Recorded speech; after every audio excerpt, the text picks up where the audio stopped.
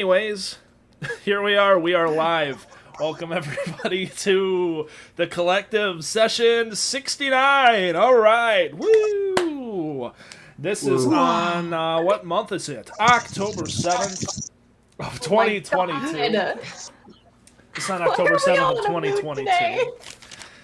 Our last session number 68, was on September 18th, 2022. Which means it has been less than a month since we last played, and it's the last time that will ever happen. Fuck. Yep. Let's recap. Let's recap the session. First of all, thank you very much to both Hannah and Siggins for providing a summary for today's recap. Thank you. Hannah's is a lot longer than mine. And if you That haven't, happened by accident. if you have not, I don't know. Oh yeah, if you haven't taken inspiration already, go ahead and take that. Completely lost my mark train it of thought. down. Anyways, the events of session 68 are as follows. The session began with a slow, encroaching storm rolling in as Gorn went outside to seek guidance from his divine patron Bjorn. After previously not finding anything of importance in the forest to the northwest, Gorn located a secluded field close to the farmhouse to speak with his deity. He sat himself upon a rock beneath a tree as he began to pray, but found it increasingly difficult to focus.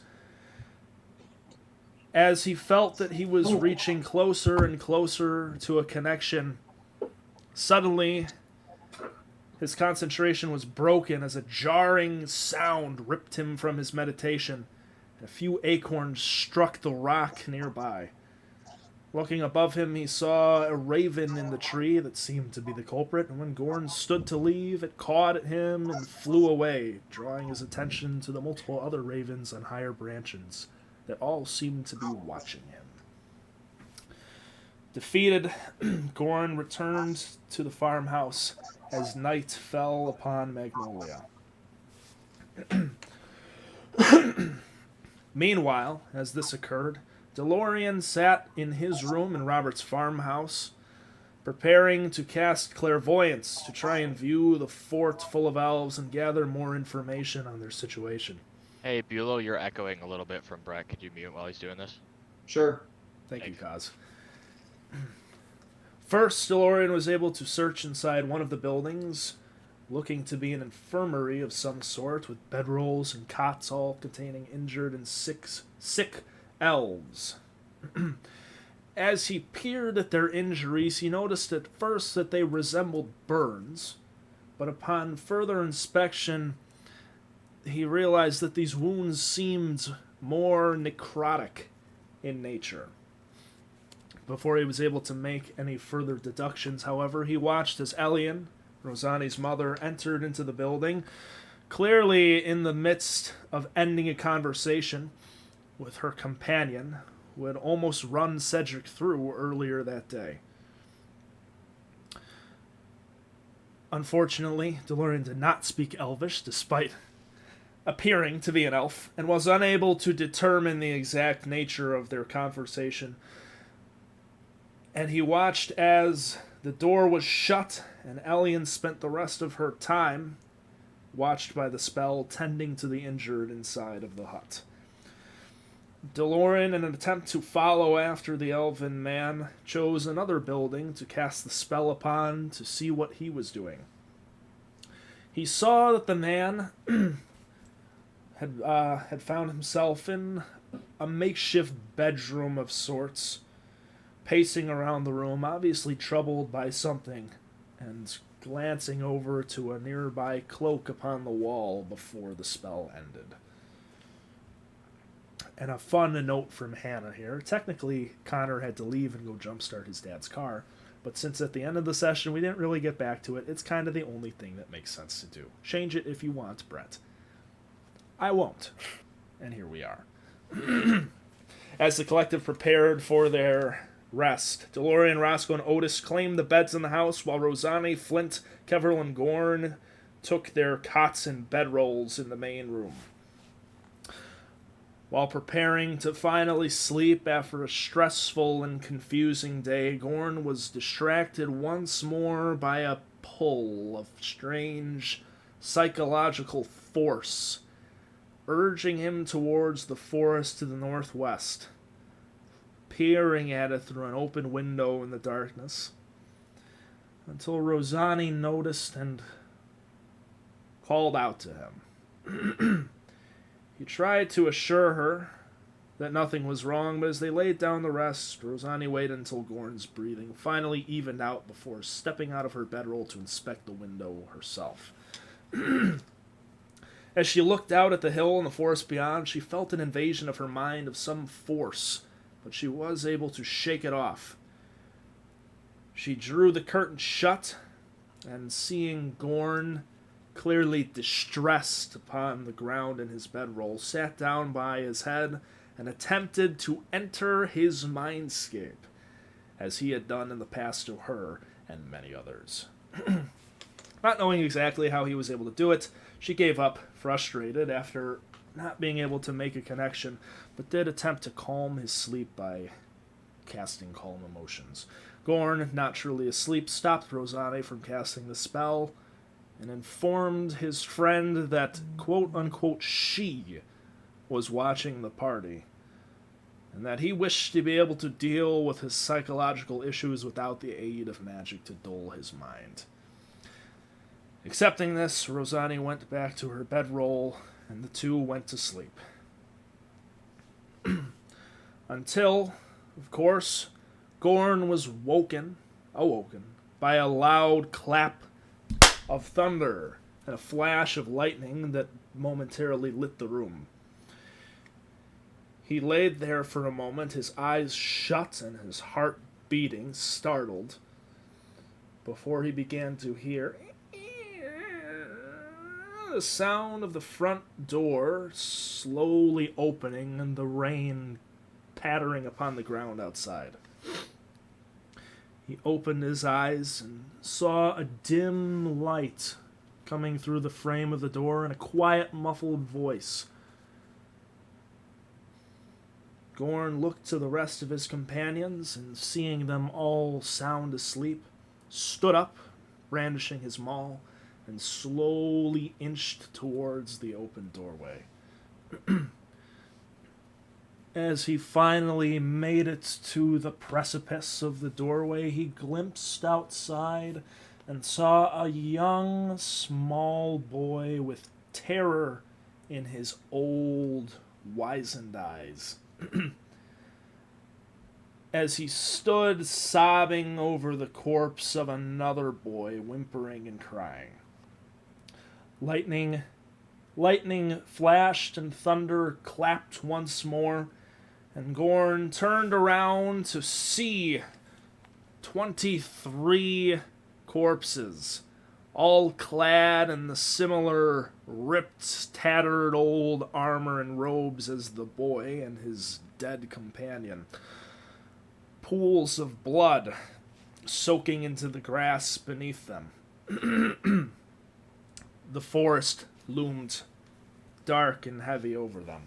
And as Gorn called out to the crying boy, beckoning him to take shelter from inside from the rain, the boy quietly asked him for help once again, not turning around. And as Gorn continued to step closer to the boy, he continued to whimper and cry about something unseen and unheard coming, saying that they did not have much time.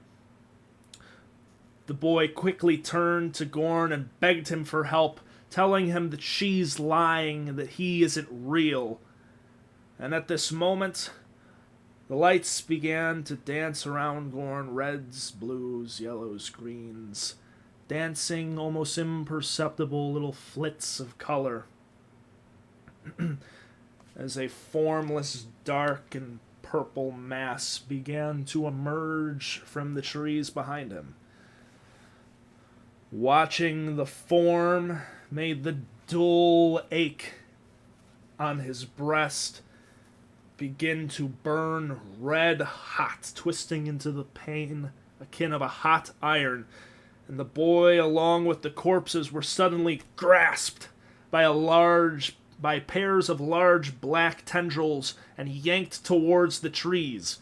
In standard Gorn fashion, he grabbed his maul once more and proceeded towards the creature to attack, only to have the distance between him and the forest increase dramatically, with hundreds of feet now between them. Dozens of tendrils turned into dozens and dozens more as they all began to whip and snap, approaching Gorn, standing his ground to fight them before fear began to overtake his very being. He swung out to attack once more, making contact with the tendril before the maul was ripped from his hands, and overcome by fear that he had never known before, Gorn retreated back towards the farmhouse, seeing that he was now standing between him were hundreds and hundreds of feet of the terrible towering trees of the forest between him and the dim light of the open farmhouse door. Gorn sprinted away as his heartbeat began to beat faster and faster, and the pain in his chest rose to an agony. The voice of the boy, and several other disembodied voices cackling behind him, taunting him, and continuing to scream, "Help me! Help me!" Finally, as it seemed that Gorn was about to be seized, he was able to enter through the doorway, shutting the door of the farmhouse behind him. As he sat there against the door in the pitch darkness, his heart nearly beating out of his chest. The only thing that he could see on a nearby table was a torch and a tinderbox.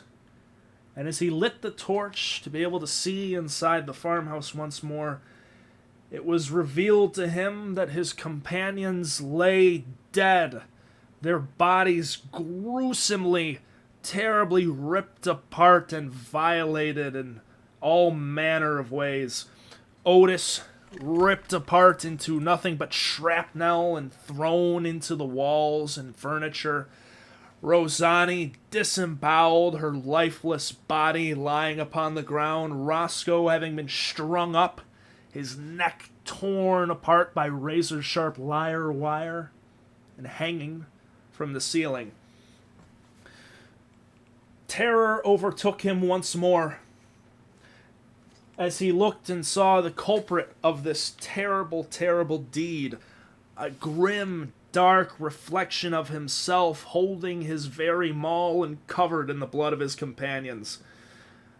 This terrible mockery turned his head to Gorn, giving a grotesque grin and a deranged look.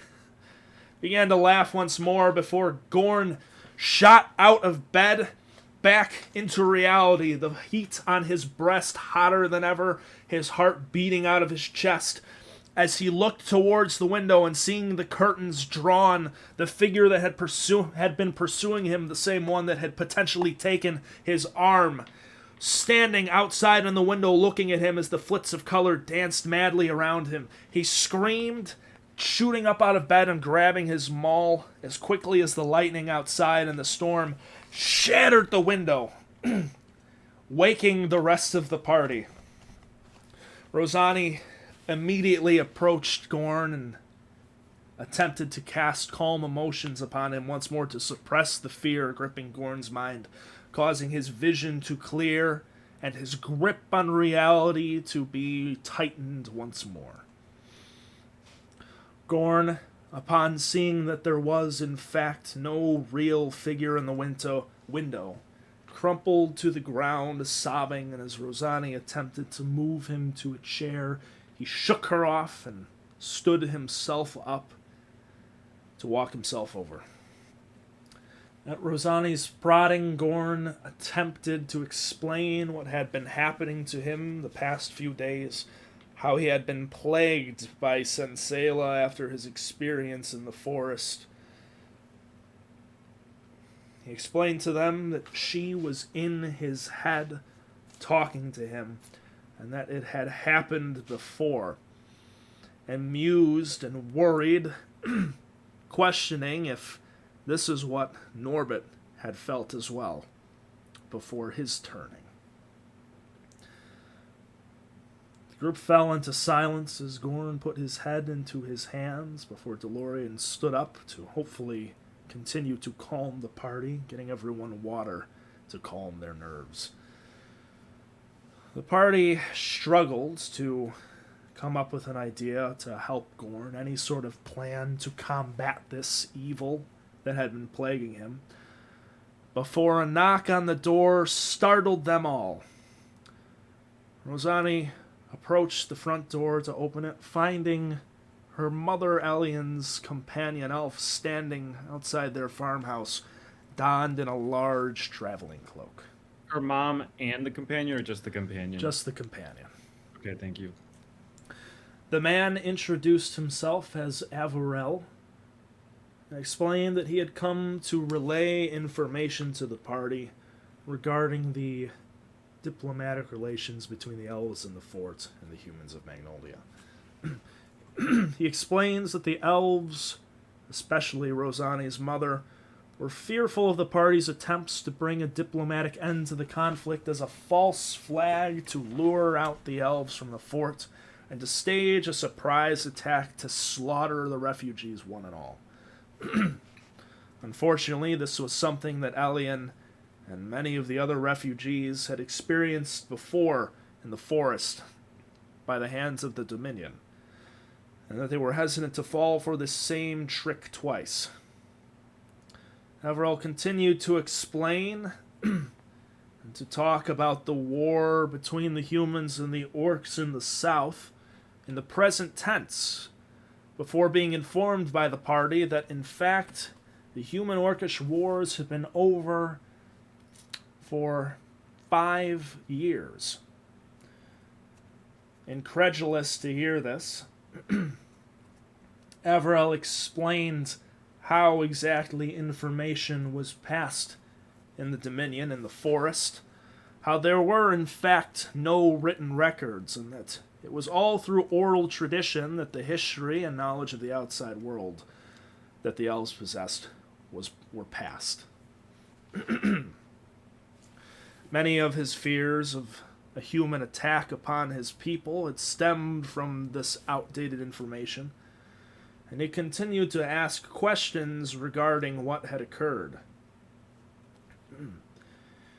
He explained his relation to Elian and his former loyalty to the Dominion as a low-level border guard, before detailing briefly his meeting of Elian and his turn to her side, and assistance in escorting the elves that she had gathered outside of the forest's borders. He explained that whether the Dominion had chosen to stop representing the will of the Moon Elves, the divinely chosen leaders of the elven people in the forest, or if they had simply betrayed their people and had begun to lock down the borders and all free thought, was unclear to him and many others, but that they too, Elian and Averell, would attempt all they could, unaided by any others that they knew, to allow their people to escape into the free world.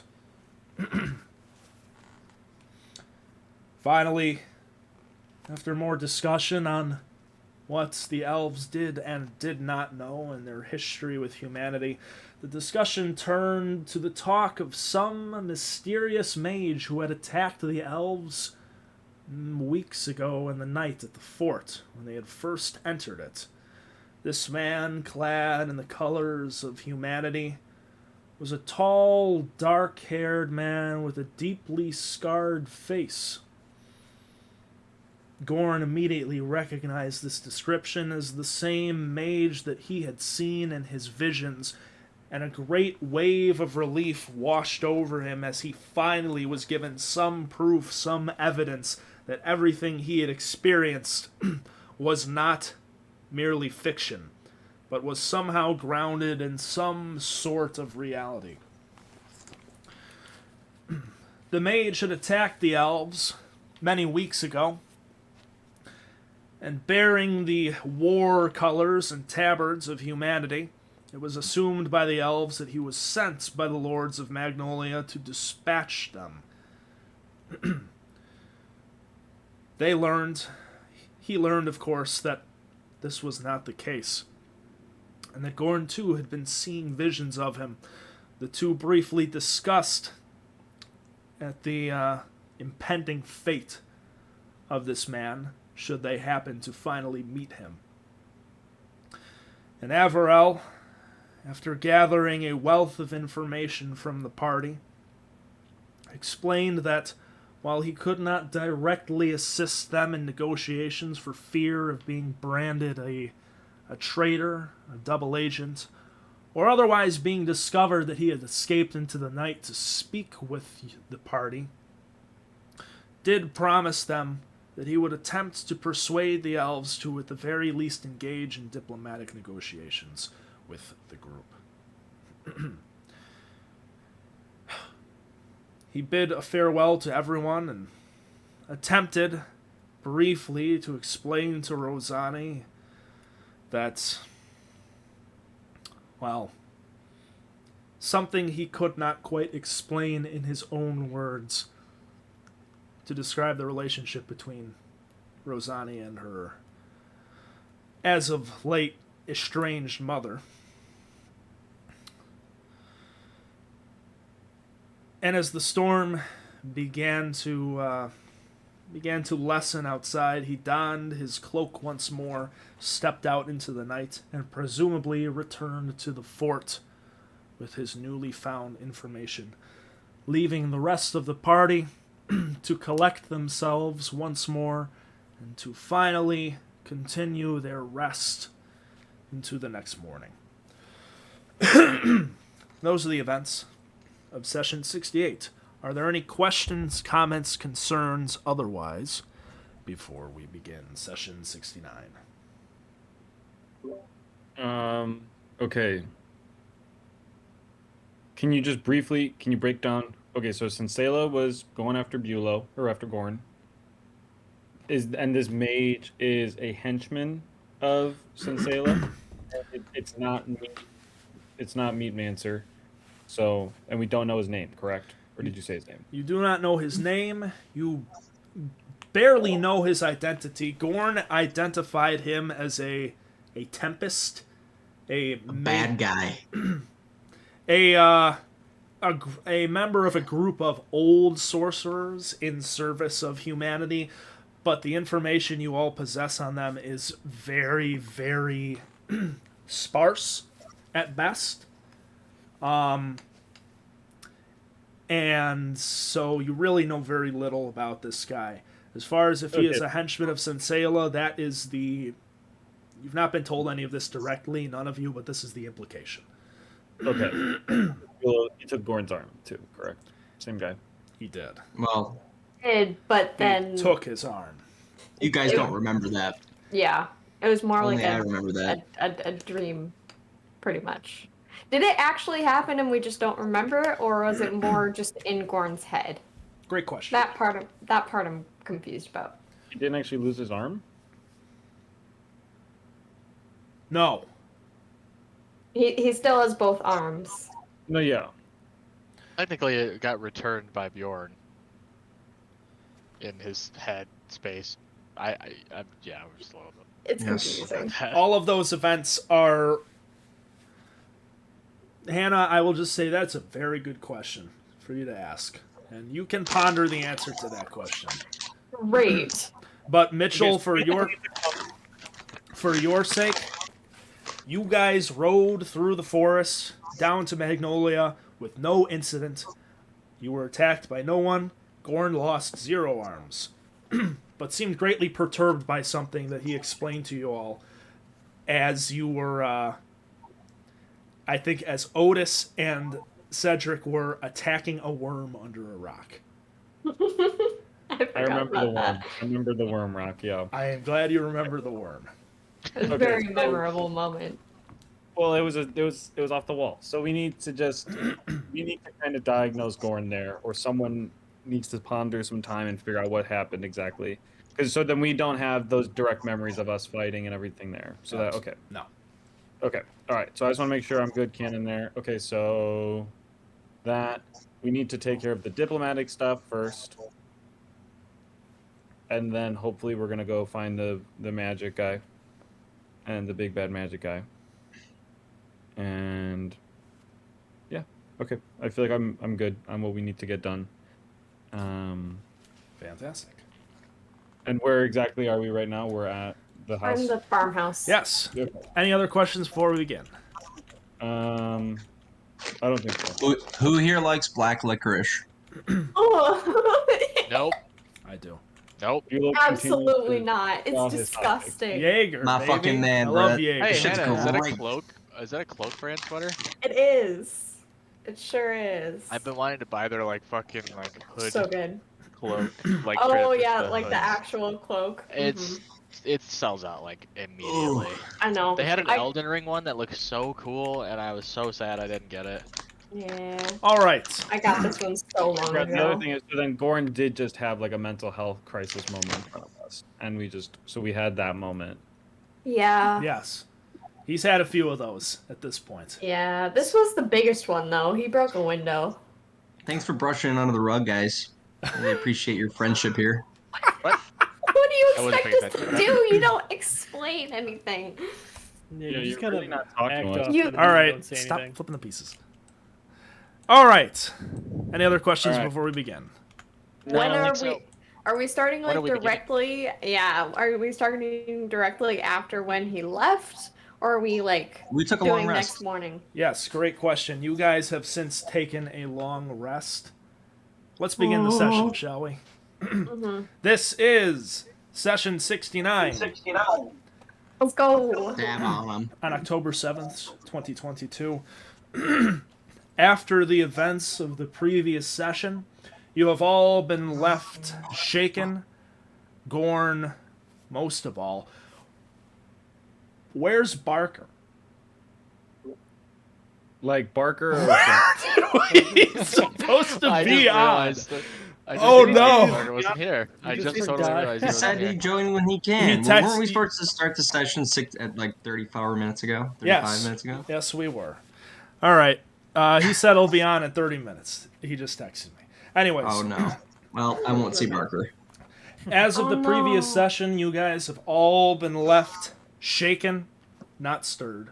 I knew you were gonna say that. Especially Gorn, who has once again faced a terrible, terrible vision brought on by Sensela in his mind, though he was given brief respite by the realization that this mad mage was perhaps realer than he thought.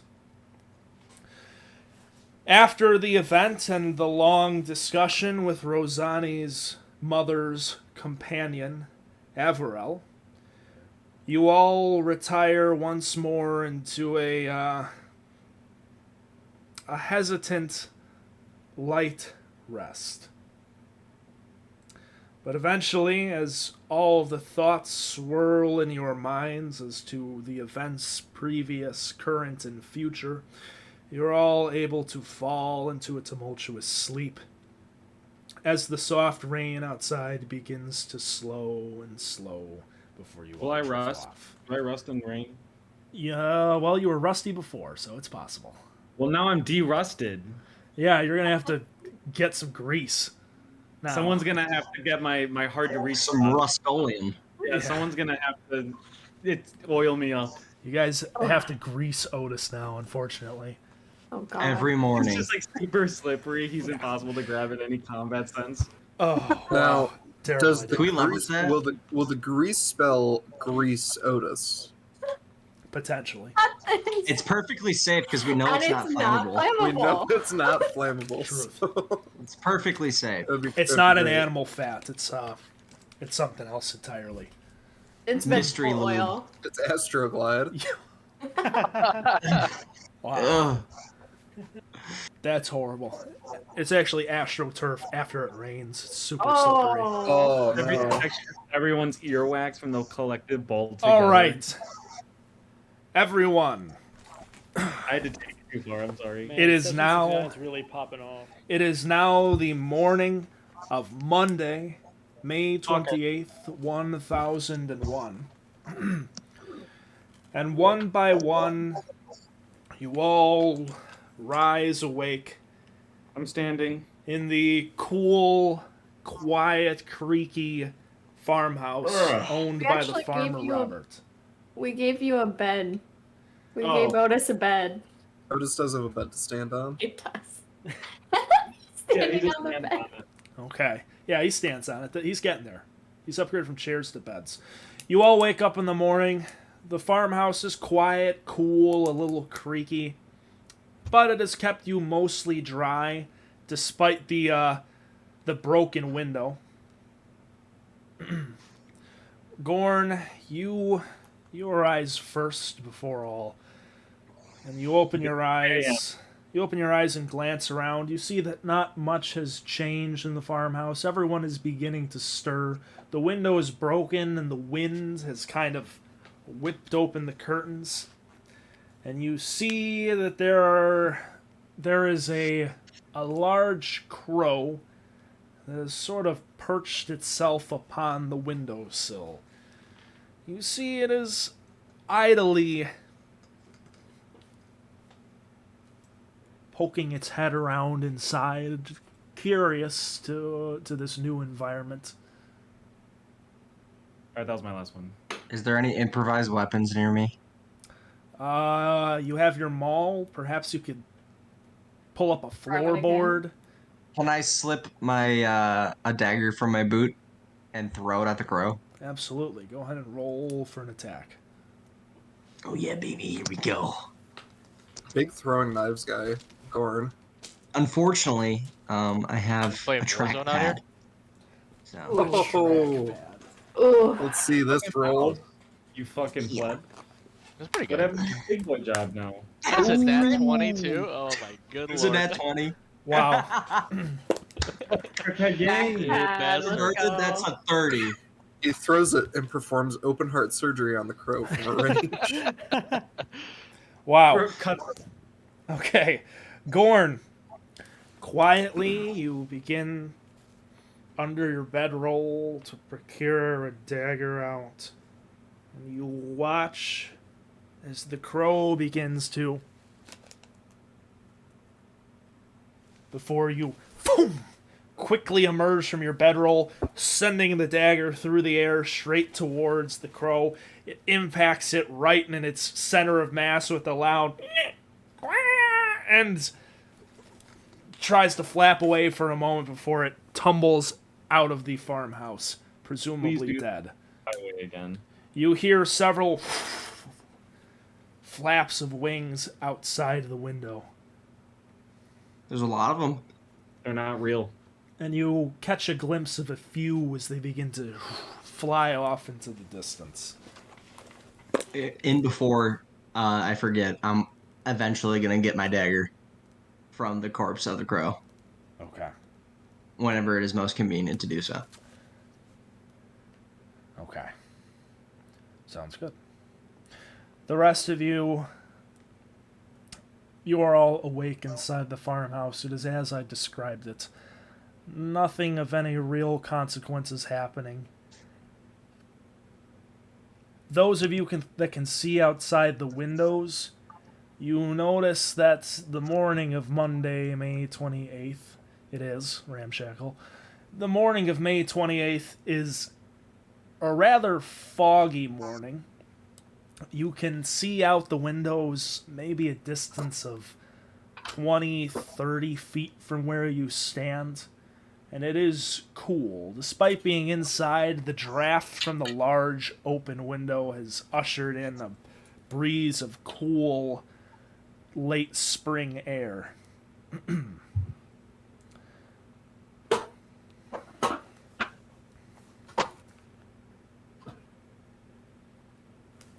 But you are all inside the farmhouse right now. So we're just Oh, kind of wait. we're just waiting for a call, right? You are We're just waiting to informed. see it Yeah, assembled. you were informed that you are waiting for some sort of communication or signal or otherwise to notify you if the elves have accepted your invitation. All right. I'm Once guessing the fog is too thick. We can't actually see the fort. Yeah, Roscoe, would you like to take a look? You can't really see it from inside, but you could step outside to look. Yeah, I'll step out to try to see if I can actually see the fort through the fog. Okay. Roscoe, you rise and head over to the front door, opening it up. You peer outside and you see that there is, like I mentioned before, it's rather low visibility where you are, closer to the base of this river valley. There's a quiet stillness in the air, as if something great has just occurred, silencing everything around it in awe. Visibility is low here, but you look up and you see higher on the hill, all around on the top perimeter of this valley. The air is clear, cloudy, and very windy if the whipping of the trees in the forest and the orchards are any indication. You do hear the occasional caw of a crow from the distance, but nothing else. It is almost eerily quiet. We had a what do you call it? A full rest from that. You had a long night? rest, yes. Long rest. Thank you. Yeah. Okay. So visibility is very low where you are. Higher upon the hill, it is visible. The fort, you can see the fort better than most stuff around you, but it is still lightly obscured.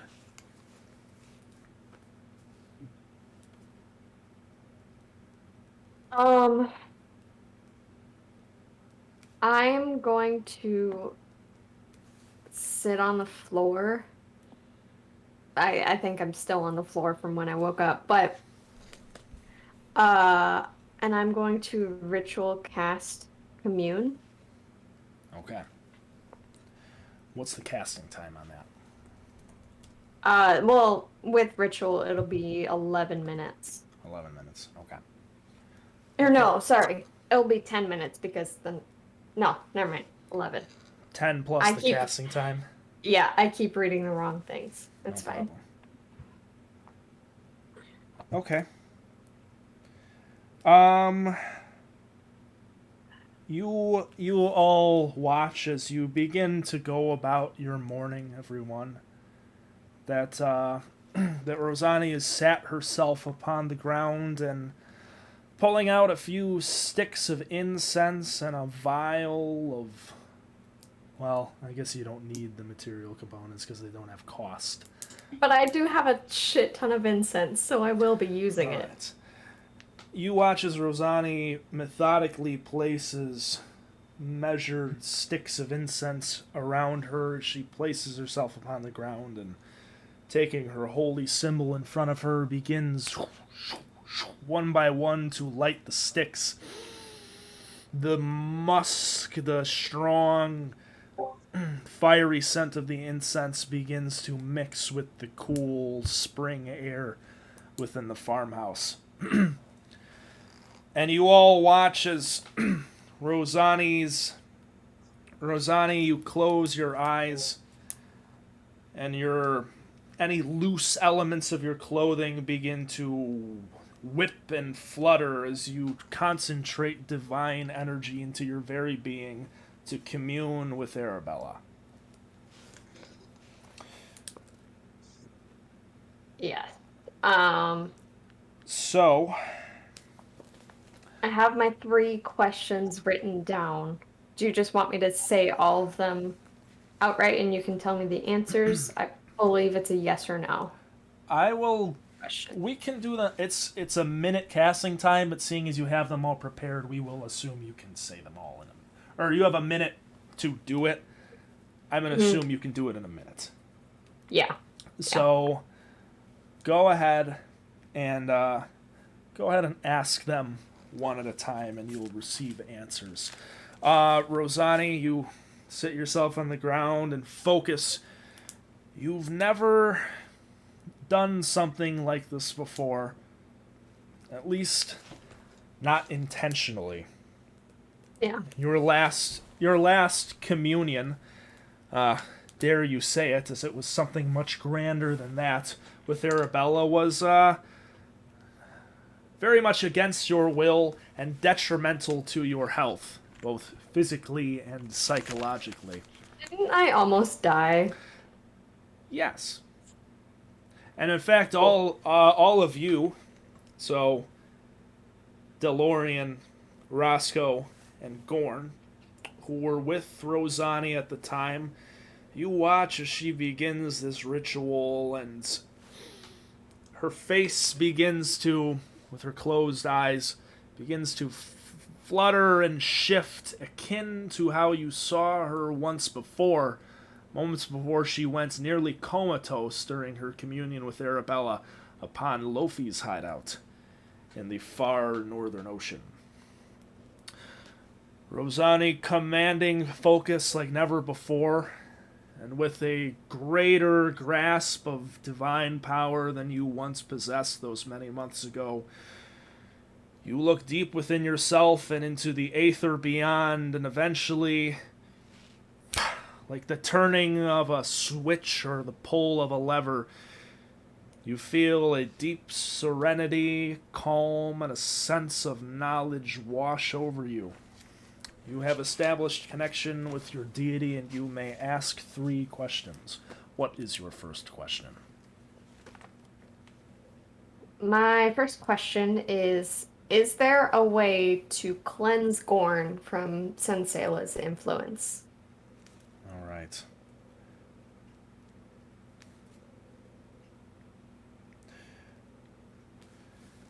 Rosani, can I have you roll a wisdom saving throw, please? Okay.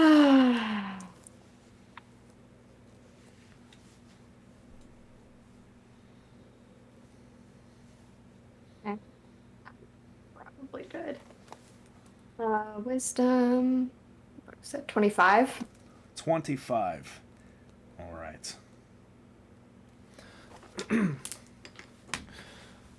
Is there a way to cleanse Gorn from Senseila's influence? You call out into the nothing around you, the wisdom surrounding you.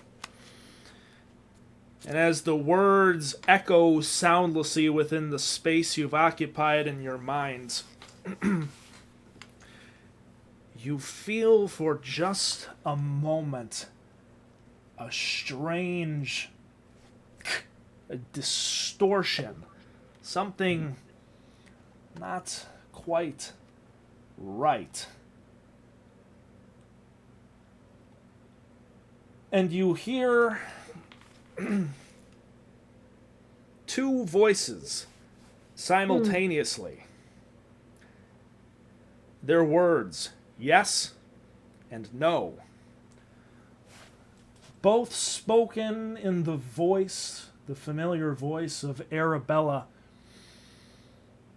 and nearly imperceivably different. In fact, if you did not have such a focus on what you were asking and control over your minds, you may not be able to determine the difference in these voices at all, but you sense the no is just slightly off. It does not sound differently, for in fact, you really do not necessarily hear these answers. It feels strange to you. But it is a very, very accurate impersonation. But I'm better. Okay. But I'm built different. Your second answer, your second question, Rosani. Is Gorn integral to her plans.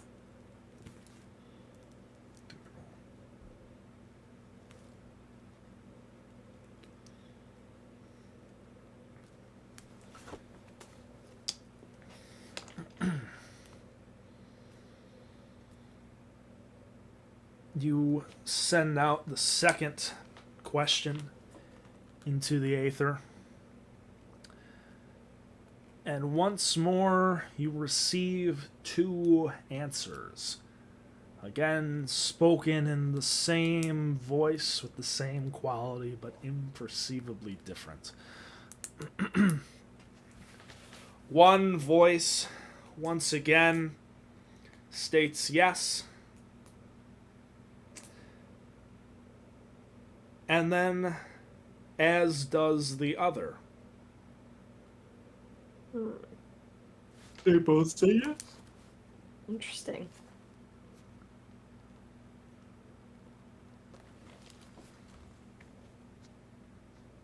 Interesting. Okay.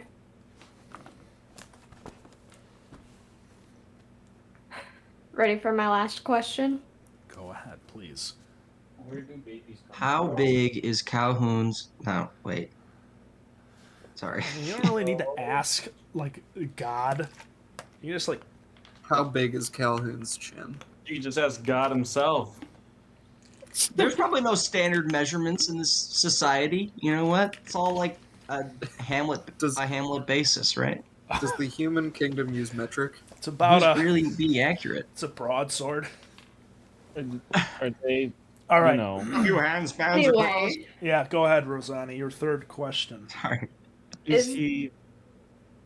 is there a way to protect ourselves from her influence by item or skill, or is there a way to protect ourselves? Pretty Fine much. God.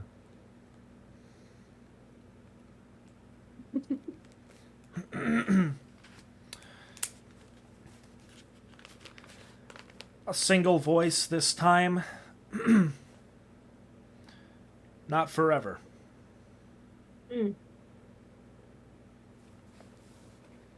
Cool. Yeah, well. Rosani, it is unclear to you which voice spoke the answer to that last question. And Feel the Either perhaps of them would be true. and once you hear this answer, or more so know it in your very being, your eyes open. The connection is broken, sweat beading down your face and under your armor due to the sheer concentration upon this casting. The incense is all been snuffed out, and lazy wisps of smoke are all that remain from the embers of the sticks placed upon the ground. How These- much incense would you say that I've used, since I have a lot of it and need to keep track? Approximately this Oh. one. He has Approximately. insight. Approximately incest. I mean, that Incense many. supplied. You have In gold worth, maybe? Because I have 1,900 This was gold worth $10. of incense. yes. That's a lot. You have quite a bit left. And in fact, it is rather cumbersome for you to carry all of this. You have a bag of it. Just a Lot. fuck like a Ziploc I have a ton. gallon. I also have a ton of herbs and oils. When are we doing like Wow. calming sessions? You need herbs, oils, and incense. Incense. You keep saying incest. Fuck. I need to interrupt. I need to leave, people. But I'm gonna carry you into my car on my phone, so you'll have me in it for another like 30 minutes. But like I Okay. probably won't be speaking much unless you need me to speak, which I will be glad to. But I'll burn you I'll in be in instant. transit. Gorn, you look and see that Rosani has the Mad Mage's face. And in fact, I shit everywhere. and in fact, Gorn, you feel that your head is an orange and you must peel it. I peel it. Okay. You all watch this going on. Gorn Dies. peels Yeah, his head. intimidation check on the party by peeling the skin off of my face. Wow. Oh my god. Using my strength modifier, of course, because I'm doing it in one pull. I was gonna say, is that strength, constitution, or We literally had wisdom? this I mean, conversation the other day. that's What? Yes, it's my strength modifier. oh, Of course it is. the strength of the What is- pull, What's your masochist the modifier? ability to survive it, and the will to Alright. see it through. Jesus. Brett, I'm gonna say that I just used 100 gold worth of incense. That's a lot. That is a I lot. have 1900. Why don't you We have save it? hotbox the barn that we Yeah, sleep in. literally, like, a headache you're gonna have. Okay, yeah, we can. Rosani, I'm not going to lie to you. I think you have enough to last you the rest of the campaign. Okay. So do I have to just not pay attention to it? I mean, think of it, because maybe it all gets dropped in a river or something. But Does an incense, does the spell you just cast use a specific gold amount? Or No, no? she didn't technically well, need to use any. I Oh. didn't. The only spell that I've needed to use them for was when I cast Hollow. Hallow. Hollow. it. Hallow. Same thing. Anyway. Guys. Anyway. But no, other than that, I don't know if there's any spells that I actually need to use a gold amount of incense for. Okay. All right, Rosani, you have gotten your answers. You've burned a 5th level spell slot in doing so, and are. I did not, because I You did cast not, it at a because ritual it was spell. A ritual, but any further attempts to cast it today may Oh, yeah, result in failure, Yeah, I do not have plans for that. given the nature all of of the us, spell. all of us were just watching her the whole time. Mm-hmm. Unless you didn't want to. Interesting. All right.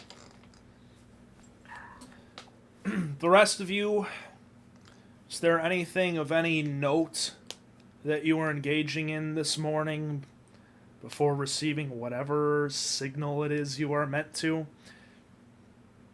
I deal everyone in for a hand of goldfish. Or go fish. Goldfish, nice. Goldfish. Go fish. That's what it's called in Marin. Goldfish. Fish. Wow. I would like to tell the rest of the party the results of my communion Over a hand of go fish. over a hand of Go Fish. Nice. Definitely. Locked in. Okay. You all gather around a small table that DeLorean procures before dealing out a hand of the popular folk card game Goldfish. Getting its name, of course, from the easy and simple exchange of gold for fish. Oh, So, that's That why. was good on the Because there's fly. not though. like goldfish in Orin. There actually canonically are, because of the What the Hill Holds short campaign. Check it out this Sunday at 1:30 p.m. Central Standard Time, 2:30 Eastern. I'll set my DVR. You all gather around the table and begin to deal in a hand of the card game as Rosani. You explain to everyone everything that you heard, including the strange voice mixing. Okay. Yeah. You are all told the results of Rosani's. Ronnie. Hey! Love you, Ron. Me, Ronnie.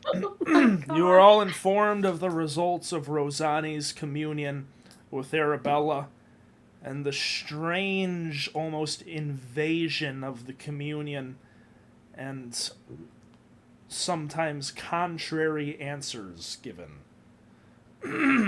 Barker! Barker, I have a very important question for you. He's plugging his headphones in, I bet. He's gonna say, sorry, I was plugging my headphones in. Really good Barker impression. Yeah, it was It was- solid. Wait, actually, or is that just straight sarcasm? No, no. Bo, You don't need to cast Oh. Communion to know the answer to that one. can you guys hear me? What? Oh, Bulo, we're over you. How terrible is my phone? And it's not the worst. Yeah, I've heard worse. No, it's pretty bad. Okay, fuck you, man. I don't want to hear it. Flint, Hey, welcome. thanks. Do you need a full recap? No, it's all right. I have been kind of keeping up, but I'm still pulling shit up, so I'm gonna read through. We have to do politics. We have to find a bad wizard, and then we have to find the bad queen wizard. She's God. Yes. The bad queen wizard god. Goldfish. Goldfish. Okay, that Sayla is canonically a goldfish now. That is not true. Three levels of urgency, Parker. We need to It's- solve a geopolitical crisis. okay. Then we need to go bounty hunting for a bad person Mm-hmm. who's causing Gorn mental health problems. And then we need to find the god that is causing Gorn mental health problems. Just a lot of Gorn mental health problems. Yeah. Honestly. I like how we're Yeah, just. we're I like how we're blanket addressing like Gorn having like visual hallucinations of his friends getting murdered. No, that and was having a his arm nightmare. That was a taken lucid down. Yeah, nightmare. this is very- And that's just mental issues. This is We need to very give Gorn a like therapist. this is very like third grade level explanation. Like we gotta settle a playground dispute, we gotta deal with Gorn's bully, and we gotta deal with Gorn's bully's bully. Holy God. I know. That's what I'm saying. Someone give Gorn his annex, and let's just go back to Paradine. Like, Yeah. let's move on. Yeah. Oh my god. Pop Back Gorn, it up, everyone. Some Zans for Gorna. pop Gorn a Alright. potion of mind shielding and call it a fucking What? night. He took the walk to fucking Magnolia. Wow. Hmm. All right. Flint, I actually do want to wait for you on this because this could be very interesting information for your character. Oh, Is it information about what I just did? Yes, oh. given your semi-shared faith. Semi. So we'll Dang, you guys share faith? That's crazy. Oh. I am listening. I do hear what you're saying. Just so you're aware. okay. So I'll give you a brief recap of what's happened then. Were you here last session? You weren't. Correct. Okay, real brief recap. You guys went down to the fort, talked to Duke Brolin about what had happened and the diplomatic initiation with Rosani's mom. You guys went to Robert's farmhouse. Oh my god, did you miss the session with the play box? No, I was there for You that. were there for that. Okay. So you guys went to it's after this session. You guys went to sleep in the farmhouse. Gorn swore that he once again he's feeling this pull towards the forest, right? Rosani and him talk for a while. They go to sleep. Gorn wakes up, thunder and lightning flashing. There's a big old storm, right? The front door creaks open. He sees this young boy dressed in armor and robes crouching over another young boy's body. There's 23 other bloodied corpses all wearing the same stuff. He has this terrible fucking nightmare sequence where the boy asks him to help, and they're all getting taken by these black tendrils, and he's in the forest. He runs into the farmhouse, shuts the door behind him, turns on a light. Everybody's fucking dead. Roscoe's hanging by a fucking lute string. Rosani's all disemboweled. Otis is turned into shrapnel everywhere. It's really horrible. He wakes up, his heart's pounding, the fucking thing's hot in his chest. He sees somebody in the window with all these dancing colors, smashes it open. Rosani calms him when they all awake. Realizes, hey, there's nothing actually there in the window. He's like, oh, this is so terrible. He explains that Senseila's in his head. He's like, is this what Norbit thought when all this shit was going down and he went fucking crazy in Paradine? All this stuff. He's messed up. Knock, knock, knock. There's a knock on the door. Who is it? I don't know his name. Now you do. It's Averell. It's Rosani's mom's companion. Boyfriend. Yes. And he explains, hey, I'm actually here to help you guys. We do not have a lot of information about the outside world because all elven history is passed through oral tradition. Nothing is written down. Can I interject? That seems so stupid. Like just generally, like, do they know how to write? They live for like 500 plus years. They don't need to. You've got like 2-3 generations of people. They just say it. I mean, but like. Also, you're just dragging on all the actual cultures in our world who talk about history through oral tradition. I mean, Yeah. well, we got to be perfectly real. How many like human peasants do you think can read and write? It's not a lot. Well, I'm not saying human peasants. I'm saying aren't like. Is there not like a certain level of like Education? I know elves do kind of give the vibe like they should probably know how to read, right? They stereotypes put on me, but elves always come off as a very, They're just the posh asshole stereotype. They have a. Here's the thing, Mitchell. That's a great question, actually. I'm like, this is not coming for you. Like genuinely, like, is there? Do I have a bias? Do I have an internal bias against elves? Because they are they are mortal, right? But they live for hundreds and hundreds of years longer than No, I get other. that. Let me explain. Because of this, they have a very different culture. They have like a divine purpose. Like they live in the They're all forest. private schools. I got right? it. And they have a completely different outlook on life because their life and the passing of time and whatnot is a completely different thing than other races. It's also little is known, but I'll give you this tidbit. It's also a bit of a superiority thing because it's like, after 400 years, if you didn't write that shit down, good luck, humans. You're going to forget it all. But it's like 400 years, we're still around. I can just tell you what it is. Okay, so the superiority makes also sense, I think. It's that's actually a good question. It's a very multifaceted, there's a lot of cultural elements that give into it, and most of that is unknown to most people because they're not elves. I was honestly just comparing it to like when Neanderthals learned to fucking write, and like the beginning of like recorded history was like such a defining moment for a civilization or for like a culture of people. Yes. So that's all I was getting at. No problem. So anyways, so Barker, this guy explains, yeah, there's just oral tradition, and the Dominion kind of appoints these people. So we don't really know what's real and what information is fake. Maybe the Moon Elves have abandoned us. Maybe the Dominion has betrayed them. Who knows? He thinks that the war in the South, the Human-Orc War, is still going on. He finds out that's wrong. He finds out all sorts of shit is wrong that he knows. And he's like, guys, we know nothing.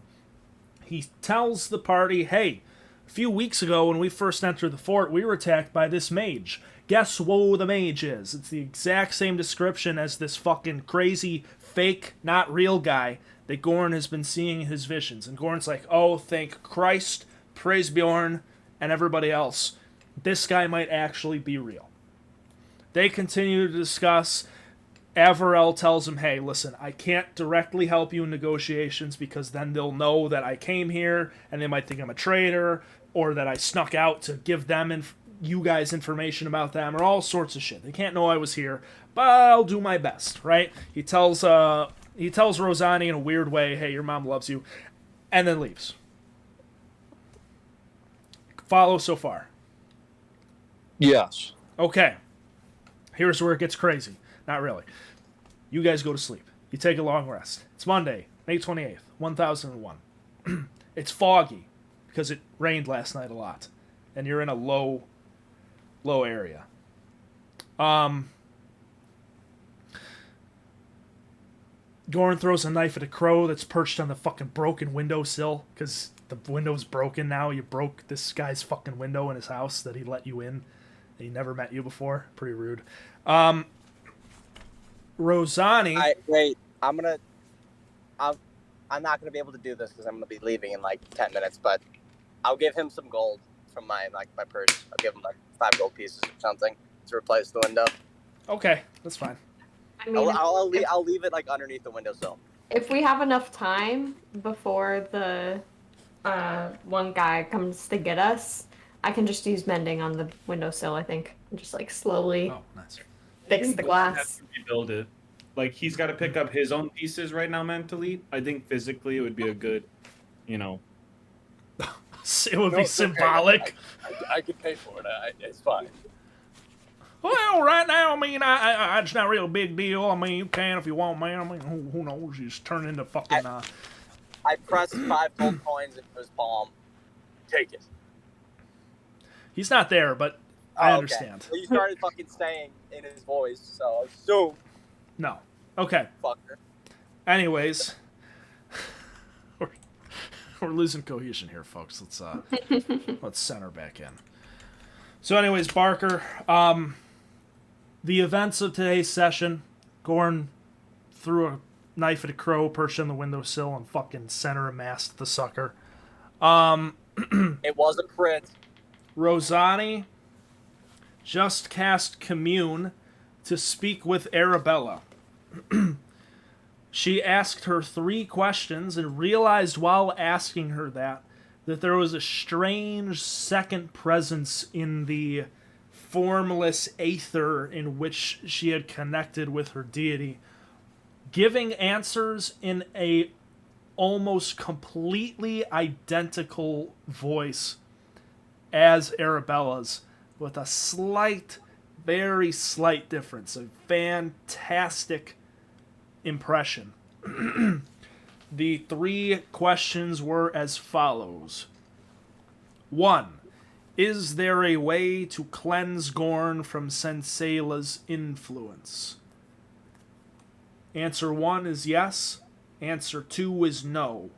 1 is real. 2 is fake. Quote unquote. Question 2. Is Gorn integral to her plans? Both answer yes. And 3. Is there any way to protect ourselves from her influence? A single answer, unclear which voice answered it, says, not forever.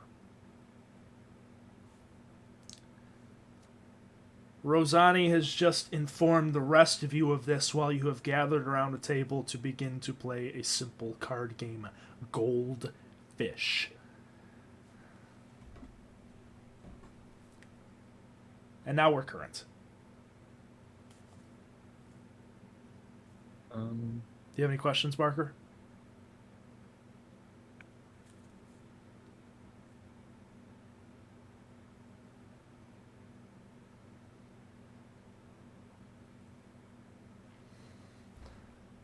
Hello? Barker? Argero? We lost him. Vegas? Oh no. Yep, we did. There he goes. Yeah, I he's gone. really hope he heard all that. Hello?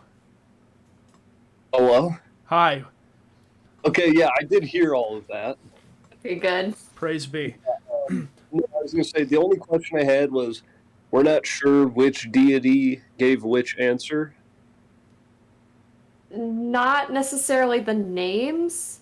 I was communing with Arabella, and there was a second voice that was trying to do an impression of Arabella, and we can only assume that it was Senseila. But we just know that there was someone else there giving alternative answers. What if Arabella was talking? Or no. What if Senseila was like distorting Arabella's voice though, and the one that sounded weird was actually Arabella, and the one that sounded real was? How would she do that? It's not like they have like a voice modulator. They're not talking on Discord. They're gods. They are They're gods. gods. They are gods. That's how all gods talk. They are actually all on a Discord channel. Yeah. It's possible. I would say we probably should be wary of all contact unless we can be completely certain of which god we're talking to. That's fair. I mean, All right. Well, I don't think I have any other questions. I think I'm pretty caught up. Okay. Yep. So you are all then gathered, and the tabletop is up, Parker, when you're ready. You are all gathered around the table, just playing a hand of goldfish as Rosani, you recount the events of your communion with Arabella.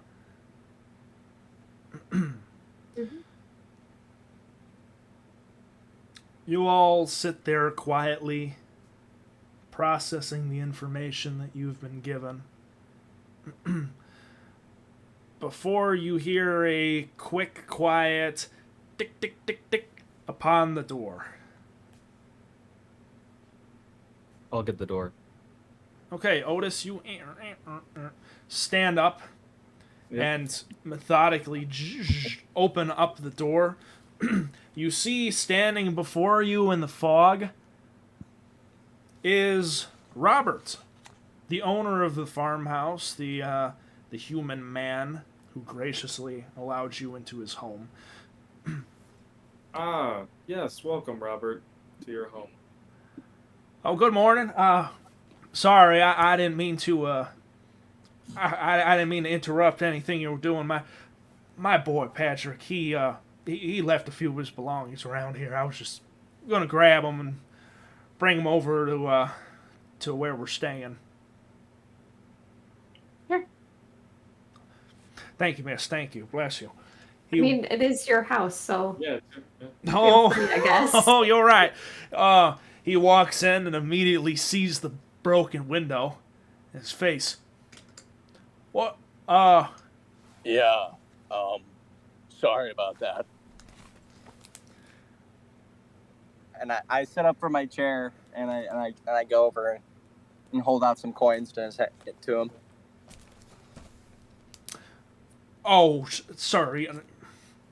You know what? It's all right. Forgiveness is a triadic virtue. He kind of stumbles the words out. I grab his hand abruptly and force it open and force the coins into his hand and close them. Can I do an insight check on him? What are you trying to determine? He just seems, I don't know, maybe I'm just being really, like, paranoid. Specifically about when he was talking about the triad, but just also, I don't know, his appearance is a little sus. Okay. Yeah, I mean, go ahead and roll an insight check. 15. He seems to be completely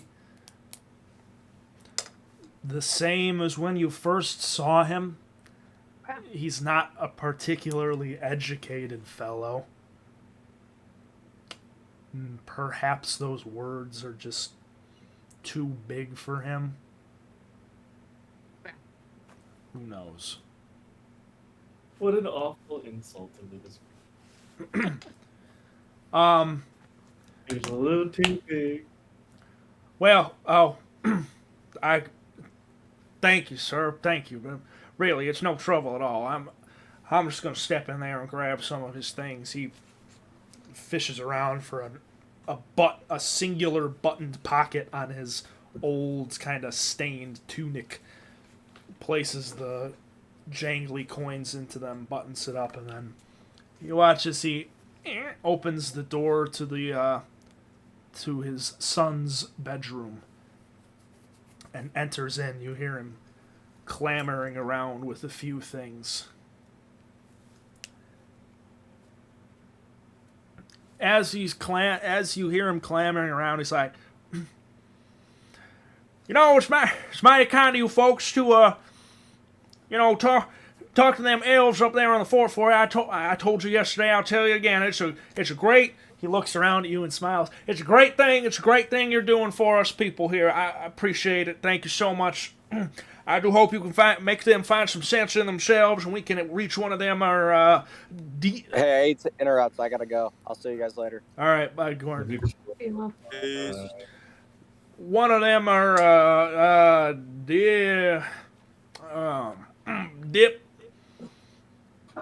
diplomacy relations. As he continues to clamber around, my boy Patrick.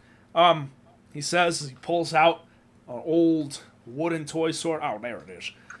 Puts it in a sack that he's brought. My boy Patrick saw you guys, and he's been talking about you all night. You and your fancy armors and your weapons and all your things and stuff.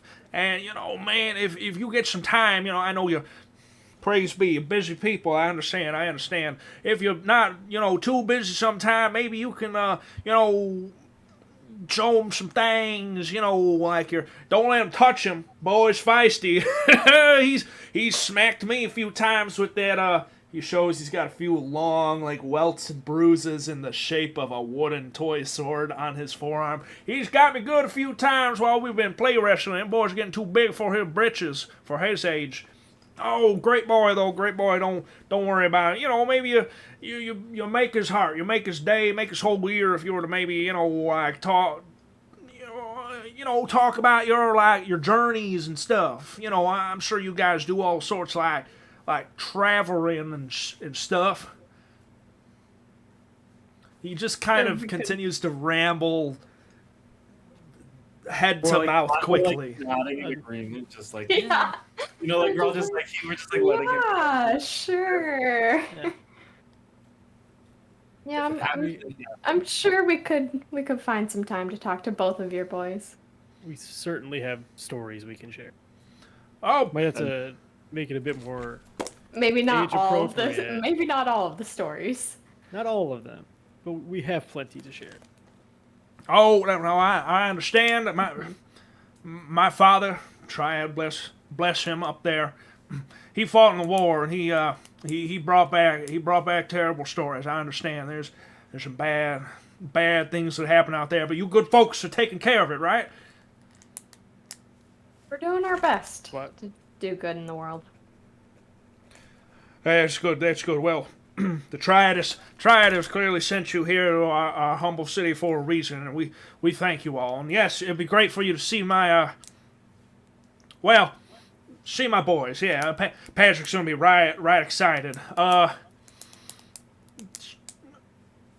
Stevie, How's your other son? Yeah, what's the name of your other son?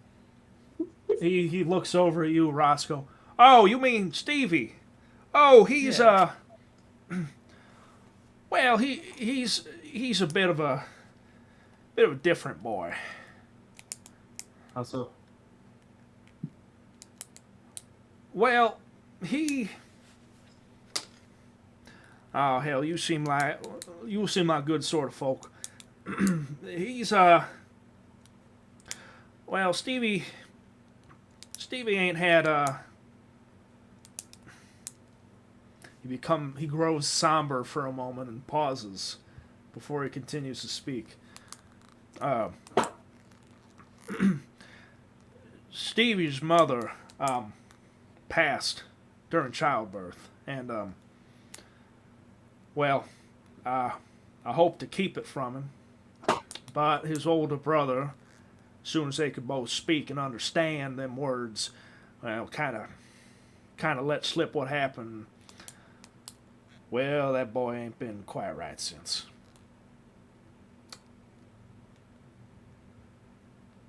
He turns and a little more slowly begins to shuffle through his son's belongings in the bedroom. Did you explain to Stevie that it wasn't his fault? Oh, I mean, of course, but I mean, it's hard for little boy his age to understand a thing like that. And maybe when he's older he'll grow out of it. But he ain't. Well, he grew up differently. He's got a bit of a speaking thing. Can't talk that good. Never could. But when he found out, it got well, he prefers not to talk anymore. But that boy ain't got much. We try, but only thing he likes is that doohickey he's got, that weird old music maker. His mama, that was an heirloom of sorts from her family. Don't know where she got it. Guess her family's had it for as long as they can remember, though nobody actually really knows when they got it, but she loved that thing.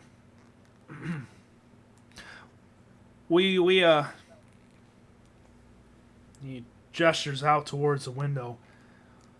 She's buried back out by the apple tree behind the house. And she loved that thing. I think that's why Stevie likes that thing so much too. Damn near only thing he likes if we're talking truth here. I don't know. He seems to find a lot of comfort in both the device and the music that comes out of it.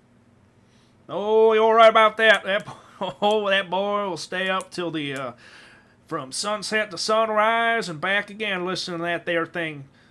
Too bad he's only got that one little, well, it's like a ball, I guess, makes the music. You put it in that thing, in that little hole, and it makes it.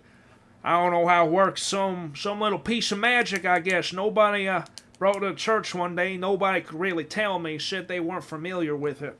But hey, I guess it's maybe it's a little miracle that she left us with for him. Couldn't tell you myself. He zips up kind of satches the burlap sack that he's filled with his other boys, Patrick's belongings. Anyways, I appreciate you thinking about the boy, but well, the church ain't been able to do much for him, and you can try and talk to him. I don't think you're going to get much out of him, but hey, swing on by. We're at my sister's house, just down the way. You can't miss it. It's past the old knobby mushroom-covered stump. You can't miss it. The stump on the right. There is another one on the left. Well, we'll be sure to stop by. Try it, bless you, miss. Thank you again. Thank you, sir. All right. Hey, you all have a fantastic morning. Good luck with them elven fellers up there. I'm sure you guys. He lifts up his sack. Got this in the bag. I high five myself in a way then. All right. And he just talk back yourself. Otis signals for a safety. 2 points are awarded. And he, just as soon as he entered and gathered his boys' belongings, he has left you in his farmhouse. All right. Well, we should try to not break any more windows in his home. Yeah. How many more windows are there in our room? The main room, He can't have many. I just want to get a count. Yeah, he is pretty poor. The main room, there's just the one. In each bedroom, there's also one. So he has three Okay. windows total. You guys are living it up. You have 1, 2, 3, 4, 5, 6, 7, 8, 9, 10, 11, 12, 13, 14, 15. You have 17 windows. And we have a sea view. Yeah. And we have a sea view. We have a finished city and a basement. sea view. 'cause It's we're free like real estate. Yeah. Yeah. DeLorean. But yeah, as I mentioned, as soon as he is there, he is once again gone, leaving you. Gorn kind of. Yeah. Well, I broke the only one in here, so I'll stay in here. Sounds good, Gorn. Yeah, all right. I don't think we scold Gorn right now. Gorn, do you have any 6s? Oh, I forgot. We're still playing Go Fish. Oh my Goldfish. Go Fish. Gold. He looks. I have to tell you if I do. Yeah. Yes. That's how we play the game. Fine. Yes. He has 4. He has 4 6s? Yeah. Wait, then how did DeLorean have a 6? Great question. I need to count these cards. Okay. Anna, the way you said that's how we played this game was just absolutely perfect. Like, just the way you said it to Gorn. Like, Gorn is this, like, it's like this childlike nature. Like, I'm gonna just play by my own rules. I'll just play the game how I want. That's how we play the game. Gorn is playing it as like a bluffing game. Like, Yeah. no, I don't have any 4s. That was a great little run. Also, that would mean that Gorn could have like put those down and had those as like But he clearly doesn't You could have understand the had game. like all 4 of the match. could have had all 4 6s. God. This is not a familiar game to him. We figure out that one of the 6s was a 9, actually. It was Possession. mine. It was yours. It was DeLorean's. Wow. I was holding it upside down. All right. So, all of you, you continue your game for some time. We wait. You guys are just hanging around. Okay. Mhm. Yeah. No pertinent discussions on the geopolitical climate. No. Okay. Yeah, I mean, there's not much we can do to really plan. Okay. Should we maybe set up like do we want to do like a bad cop, good cop situation in there? I think we just tell them the truth, and like try to just persuade them instead of trying to like lead them Deceive on. them Yeah, like- into friendship. Yeah, that's not a good way to do diplomacy. A lot of their beliefs seem to be based off of Kaz, you're muted. bad knowledge, Yeah. a misunderstanding of kind of what the world is like. So if we could explain to them and get them to believe that the world is how it is, and not how they think it was 5 years ago. Yeah. I think that'll get us a lot more progress. Especially Quick, what are some important things that have happened in the last 5 years? the the war Orc War. ended. Yeah, The the king, War ended. the human king changed 5 years Sorry, ago. real quick. I'm pretty sure my bank account got what do you call it? Fact? Yeah. So I'm just making a call so my money doesn't disappear. Oh, You Yeah. got it. What do you need that Take care for? of that. No Yeah. problem. As you got this. You're gonna Kevril. take- All right. Kevril big just event. got a call Everyone's on from the phone Elf with the Bank bank. National. Yeah, that's fine, man. Not a problem. He's just Um, he's like doing sending. Yeah. So, Okay, so the war ended. the war ended. The king Roscoe's changed. last album came out. Wait, someone type it. Someone type it. Here, let me type it. So the human orc war ended. There was a human king change. So the old king. Did he die? Was he overthrown? I don't. Great question. Have You we want to ever done- roll history for it? I feel like I can roll it. Hold on. Wait. I'd like to know history as well. Otis. I I get a Otis, plus was 7 on in my the history. human kingdom.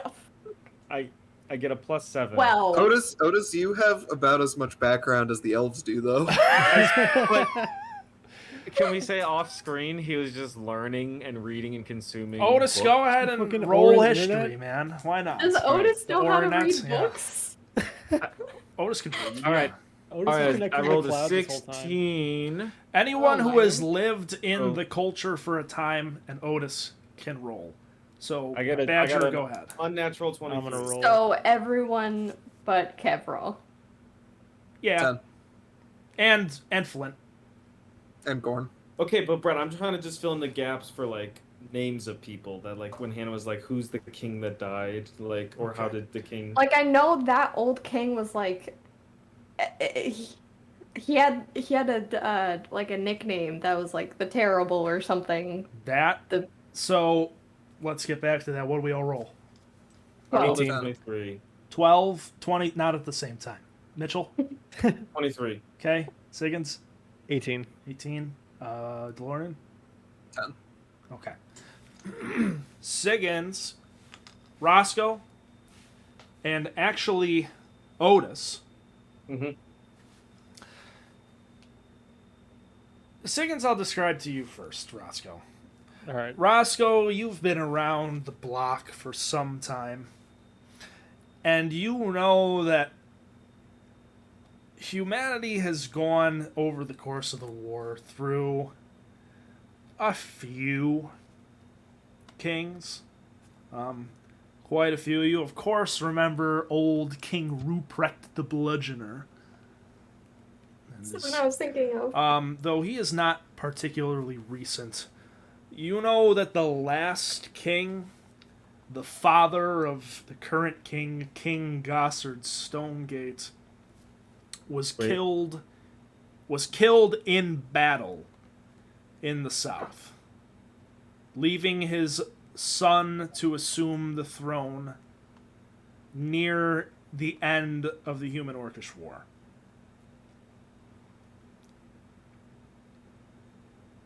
Otis.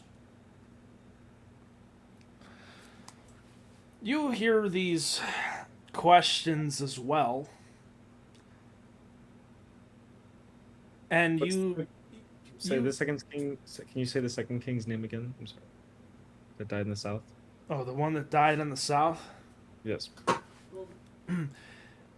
He's old King Stonegate, the father of the new Gossard Stonegate. His first name is a simple kingly Robert. Robert Stonegate.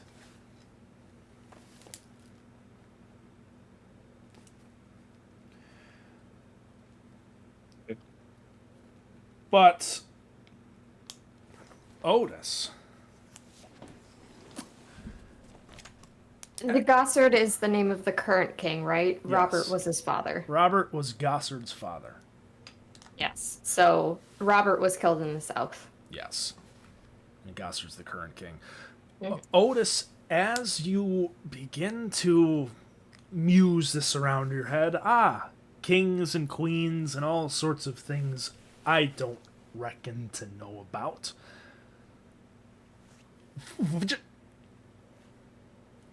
Your body tenses up, and you all watch as Otis once more just kind of locks up, and his eyes begin to flash.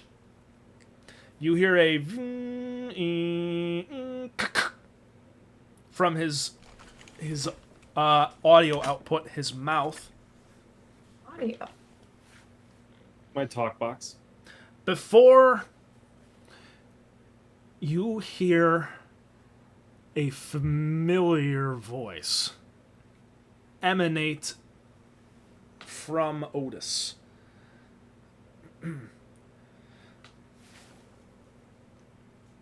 At first, it's kind of garbled and difficult to hear and understand, but you quickly realize that it's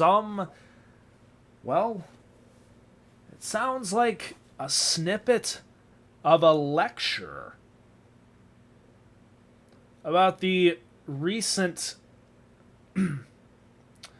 history of the kingdom of humanity in the plains, The content is accurate to what you understand, Roscoe, though it is spoken in a much more present tense in the voice. But what really surprises you all, at least those of you that have known him in the past, is the voice is none other than your former associate, Norbit Halfpints. It's garbled through radio static, and at first none of you quite believe what you are hearing. But after a few moments of listening, it is very clear that this is Norbit, at least from a different time. His faculties still fully within his own possession, presenting some snippet of history and humanity. Artimac, sorry. It is for but a few moments, maybe 10, 15 seconds that you hear this, broken in and out with radio static. It is dissimilar to what you heard before. It does not seem to be one start to finish thing, as opposed to blurbs and snippets in different settings, different background noises and whatnot. But it's all Norbit But talking? it is all Norbit. Did I miss something important? Yeah, so the party is sitting around playing Goldfish, and they're discussing things that the elves may not know. They brought up recent changes in humanity's history and spoke of the old king Robert Stonegate and his now son who has assumed the throne, King Gossard Stonegate. And upon hearing this, Otis froze up, and began to spit out garbled recordings of Norbit Halfpine's voice giving several different pieces of lecture on humanity's history. Weird. Okay. For about 10 to 15 seconds, you hear it in and out as they static filling the room as it ebbs and flows, but it is very clearly Norbit's voice before Otis, you snap back to reality. Does the party know that is Norbit like presumably the inventor of Otis, like himself? No, the party in fact does know, and it's etched upon Otis's leg, that Otis was created by one Neilbert Westerfeld. Oh, okay. Right. And if he is found to be returned to 10538 Overture Avenue. Gotcha. Okay.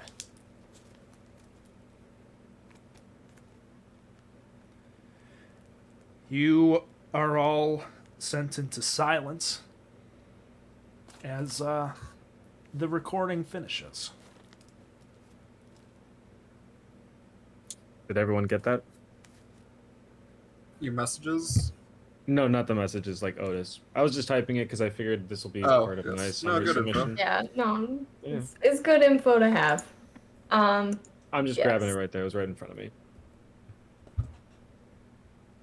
But Otis says, did everyone get that? Question, Otis. Yes? Where did you... Do you remember hearing that voice?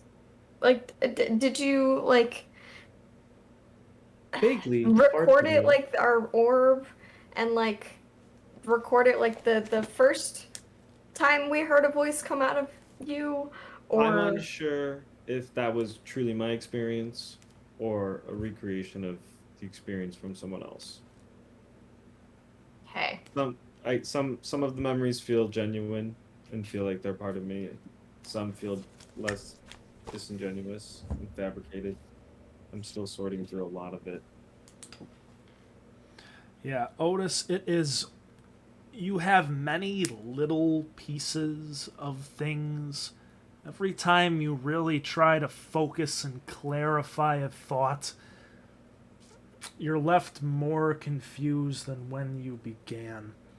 It seems that you lack quite a few integral pieces of your puzzle, let's call it.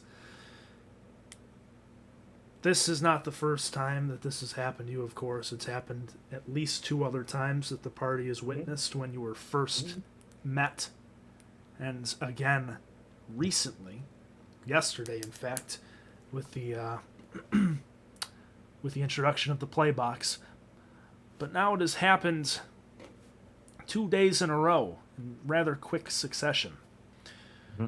Things are unfortunately fuzzier than they were before, and concrete memories are limited to what you have audibly sent out. Yep. No.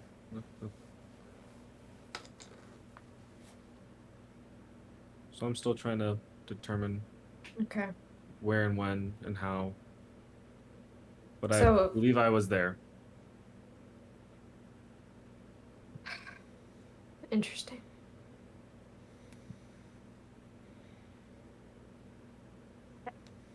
I don't know what other information then Brett was presented by the lectures for the party to report back to the elves. I don't know if there was anything useful. Not much, just the stuff you guys already discussed. Gorn, in fact, stands there. See, he's gripping his maul tightly, looking at you, Otis. Is there a problem, Gordon? Your heart rate has increased dramatically. No. I couldn't tell if you were breathing heavier on purpose there, Brett. Were you breathing heavier? He puts his maul down and looks at you. Warren, No. it's okay to be on edge. I'm a little on edge myself. Gordon, can I give you a hug? I would rather not. Okay. I didn't expect that. That's all. Fair enough. Eddie, listen. I mean, these elves, your mom, Rosani, they live to be like what, like a billion years old, right? I mean, Sure. it's like 5 years, like a lot to them. I mean, like, what else do they not know? You know, like we're gonna need like a I a think historian or something. I think the little details of 5 years don't matter, but the fact that a war ended, there was a huge change in a monarchy, and the fact that they didn't hear about these big world events is probably of great meaning to them. So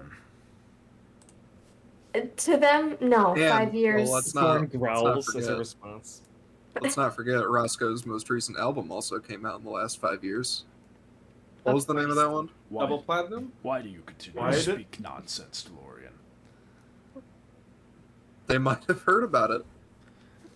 That's I asked not. I DeLorean don't if he has a 4. Yeah. Well, I don't know. Forgetting about the goddamn game. Hey, Kevril. I mean, what do you think? You were with those refugees over in Paradine. I mean, what do you think's important for them to know?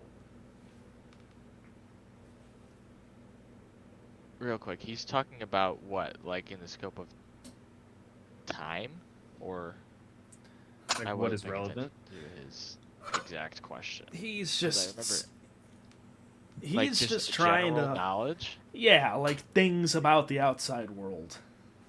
Like what is relevant for us to tell the elves about how the world has changed. Oh. Yeah.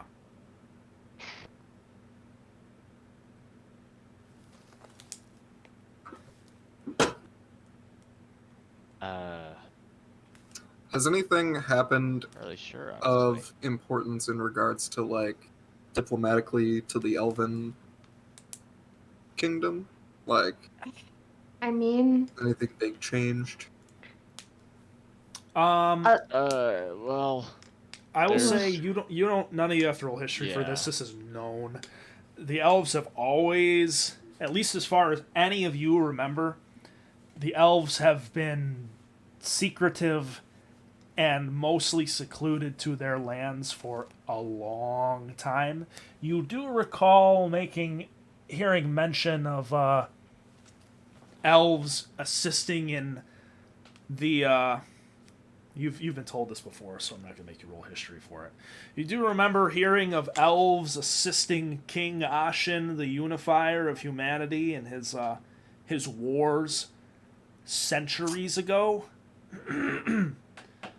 But none of you have had any experience with any sort of diplomacy between the elves and your respective lands. It is basically non-existent. until now. when we're Until trying now. to- And the elves who are taking refuge in Paradine. Yes. But now they're in the one place that I Yes. forgot the name of. That logging camp outside Paradine. Yes. Okay. I suppose there is. You could tell them. Sorry, again, history question, or like kind of related to city Yeah, go question. ahead. Are the elves in the refugee camp? Are any of them like full elves? Quite a few. There are, right? Yes. Like a good amount. Okay. Yeah. So to go back to answering Gord's question, I guess. You could tell them of how the city of Paradine has treated its elven refugees.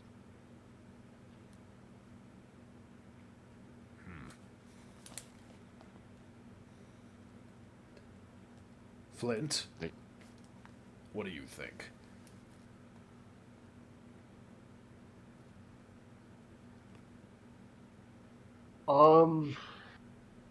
Honestly, I think this is just a tough one for us to kind of pick apart right now.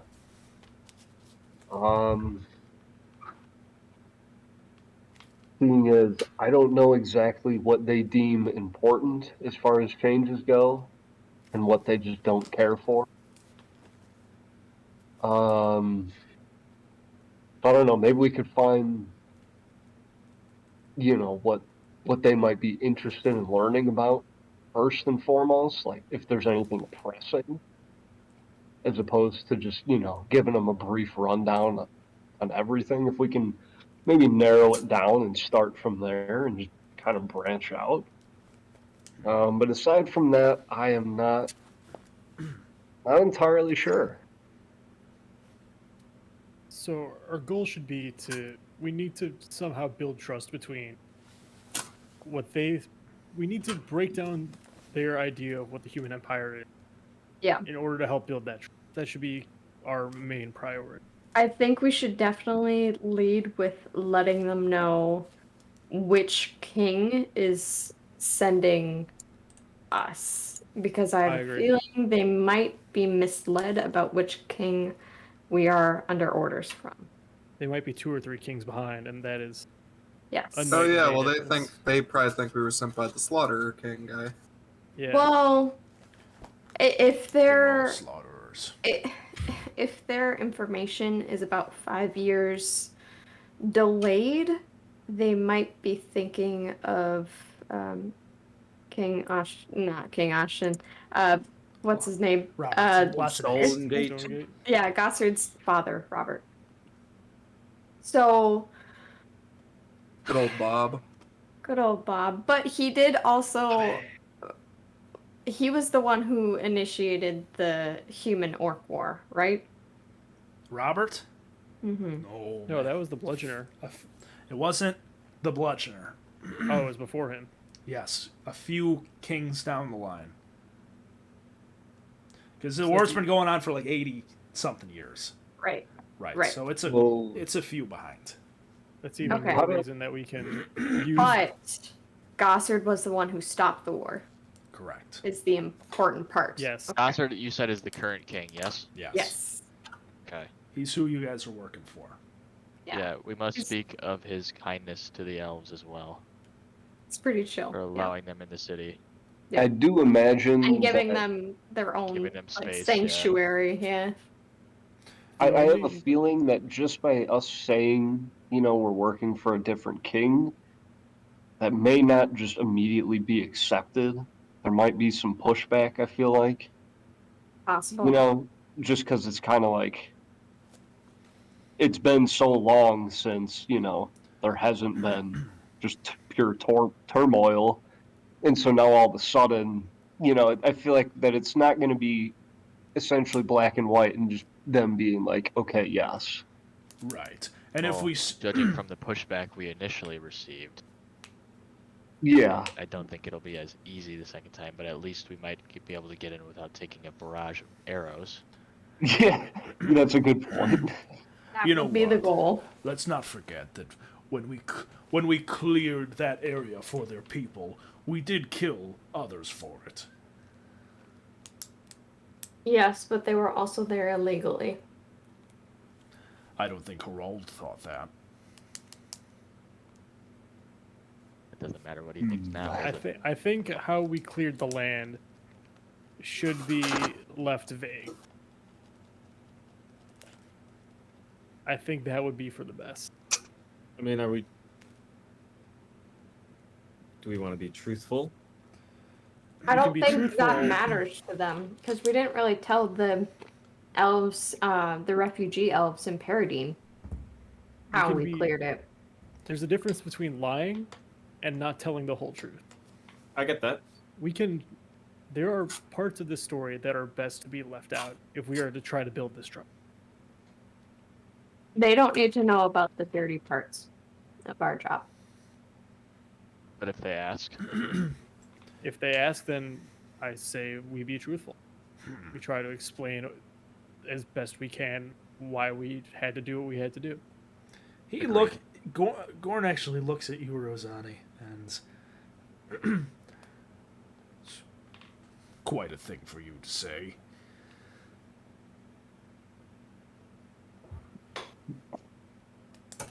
What do you mean? Never mind. But I'm. Hold on, looks- hold on. Time out. You guys should finish that. You guys should. What do you want to say, Gorn? Listen.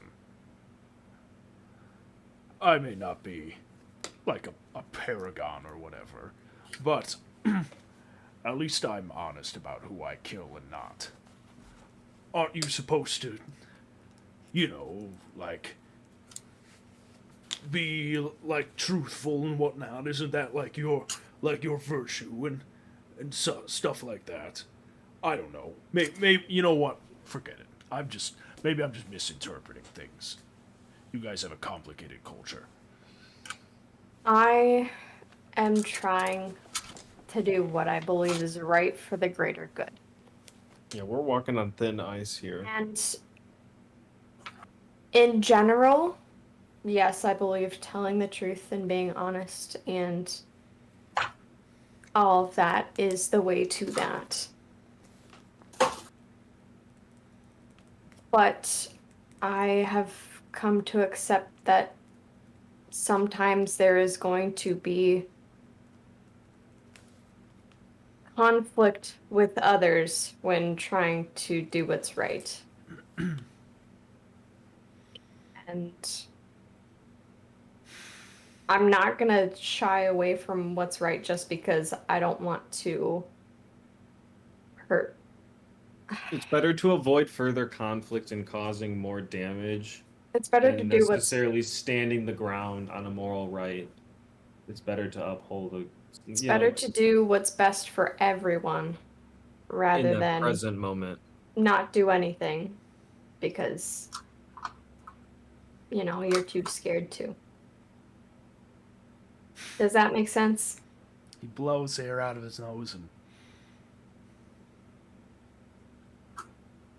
There's no way we can get through all that we need to do and not hurt some people. And that's the dark reality that we live in. Whether that be not telling them all the horrendous things that have gone on. And that's it. Gorn says no more. No more. Wow. Do you guys think they'll appreciate that they sent an elven diplomat? And I kind of just look at myself. Do you think they'll like? Do you think they'll like the gesture? I think it'll get us some brownie points. I think it'll get us a couple inches closer. What the fuck is a brownie? What is a brownie? Isn't Gorn the cook? Yeah, what the fuck? He's not a baker. What's chocolate, guys? You tell me in this fucking cold ass place where you're growing cocoa. I'll tell you what a brownie is. Cut back to a very cute memory of Neilbert burning bread, just a little brown, like ends of bread bits, and making them brown. It's like fucking Toast? croutons. And then we would have brownies, and we would just eat brown. I wouldn't like really eat them, but I would watch just him eat them. brown. How does this also create the metaphor of like brownie points? Because they played it's a whole with them sequence. afterwards. It's a whole sequence. Brett and I will record it on the side of Oh, Norbit and Neil, or not Norbit. Gordon Yeah, just starts Norbit comes over strangling like Otis. Christmas, or Yulmus, Yeah. whatever. How many moons ago? Like Neilbert, Otis, and Norbit are like playing I don't know, like a game of brownies, and they're just trying to get brownie points. Playing a game Wow. of brownies. We Hey, did those come up with a goldfish. game. A We game did of goldfish croutons. earlier. A game of croutons. All right. Yeah, y'all are just playing for whatever. As the tension grows a little thicker in the air, Roscoe, go ahead. Okay. One thing that we may have to contend with is this mystery mage that we've heard about. You think he'll appear? I don't Oh, think we're he'll there? appear, but we know that he's been dressed in human insignias, human colors. They no doubt believe that he is part of the human king and is acting on behalf of the king. Okay. Do Obviously, outliers not exist? I think that can be tied to the fact that the war is over. Wasn't he dressed in what the mages wore during the war? He's a tempest. I'm sure of it. Yeah. Okay. so are we just going to try to... So obviously we cannot be the ones to bring this up. We do not want to show that we have this knowledge and risk getting Averell in some sort of trouble. So That is they... the last thing we need. Oh yeah. But if this topic ends up coming up, we need to have some sort of explanation as to who is this guy. I mean, what is our consensus? It is a servant of Sinsela? No, he's just a rogue mage. I think we asked for his description. We identify that as the Tempests, who are no longer working for the kingdom. And we just say that he is a rogue mage who never went back to working for the kingdom. Do we have to hunt him down? Is that going to be a stipulation? Are we offering? I mean, if it is, I don't think it's a already... we find him situation. I think it's a he'll find us, and I when he will- does, I'm going to find him, DeLorean. We were going to go Okay, go after on. him, which was unrelated to our diplomatic talks, but we were going to go try to find him once this was over. It's a bridge we're going to have to cross when we get to it. Right now, we just Frat- need an explanation as to what he is. Yes. I think just rogue mage. In Magnolia Bridge Cross U. Can I do some statistics with Otis? Can I crunch some numbers? What are you trying to do? Otis I want to says try R. and see Just based a big off normal, like a normal yeah. curve. Sort Based of off standard of, like, deviation.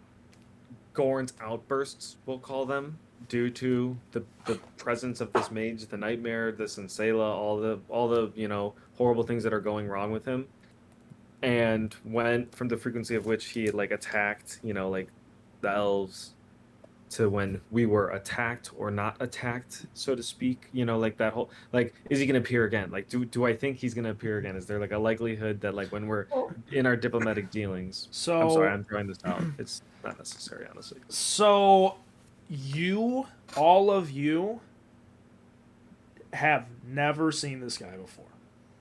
Yeah. You only know it's happened apparently to the elves once, and to Gorn maybe a Once.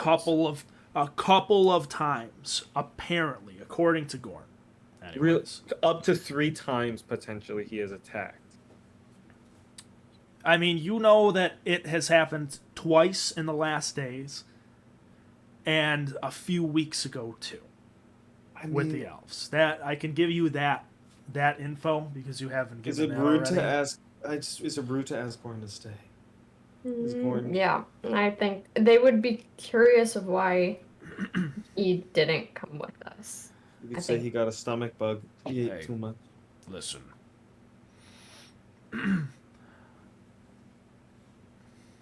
I already told you this before, but I mean these like mages, they're not they're not exactly like well known, right? And I mean, you really believe that like they're just gonna think, oh, it's a coincidence that this that this guy's wearing like their armor, and he gestures to Magnolia, and he's running around attacking elves, and you tell me, look around besides in this room, how many like magic people do you know? Not very many, especially in the human kingdom. Right, and it's like Humans are we do like some crazy shit, okay? And we know like maybe like 4 of them, right? So the odds that like they're gonna know that, they're gonna think if they say anything about it, I mean, if I say anything about it, they're gonna think that I know him and that we know him and that they know him.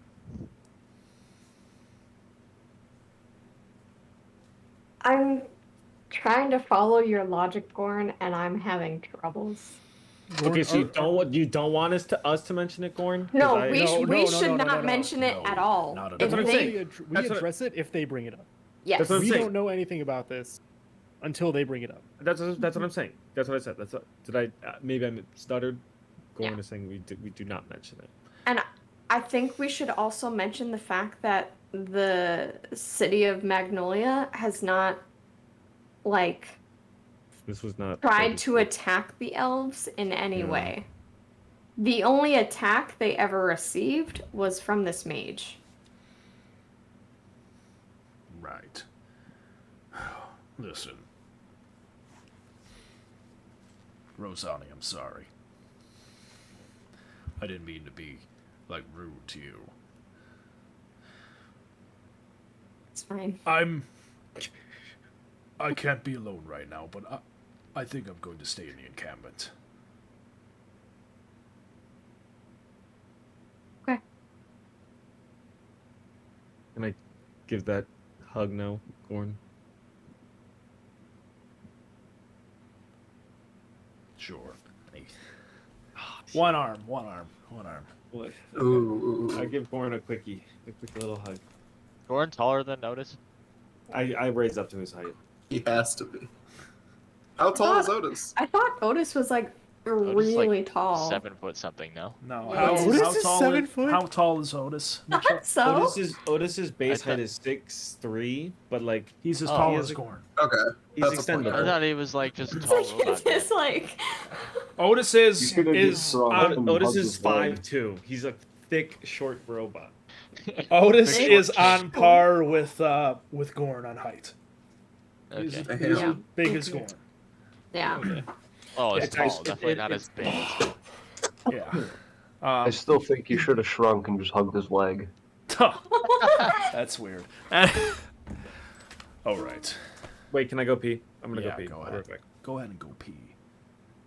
Does Otis, Otis, what are you doing? Wait, can you roll for it? Should have made him roll for it. When he gets Roll for back. piss. If he rolls below a 10, he's not allowed to go. Wow. That's awesome. All right. Oh. If he rolls below a 10, he is forced to piss his pants on stream. Oh my Nat God. one. Yeah, That Nat would probably one, get you piss your banned. pants. Yeah, you. Well, you can't What see if it. it's, yeah, I if could it's say all I'm camera, pissing my pants right now. That's fair. And you are. And you are? The mustache hides a Sure. lot of I discomfort. hate it here. Me too. All right. We'll give it a minute for him to return. Actually, let's just end the session now and Roscoe. leave. And when he comes back, we'll be like, "What Oh, happened?" there. Too late. Oh, too late. Hurry, run! Funny. That'd be funny. Oh, he's going. What the fuck is he doing? What Oh. is? I was gonna say there's Oh, no way oh. he pissed that fast. I thought Oh, you were Uh-oh. Hey, What's does he this sound doing? better? Does that sound Yeah. better? Marginally, yeah. Yeah. It's not. It's not. It was I didn't never think really you sounded terrible. bad to begin with. Yeah. Yeah. Okay. I suppose that works. Welcome back. Okay.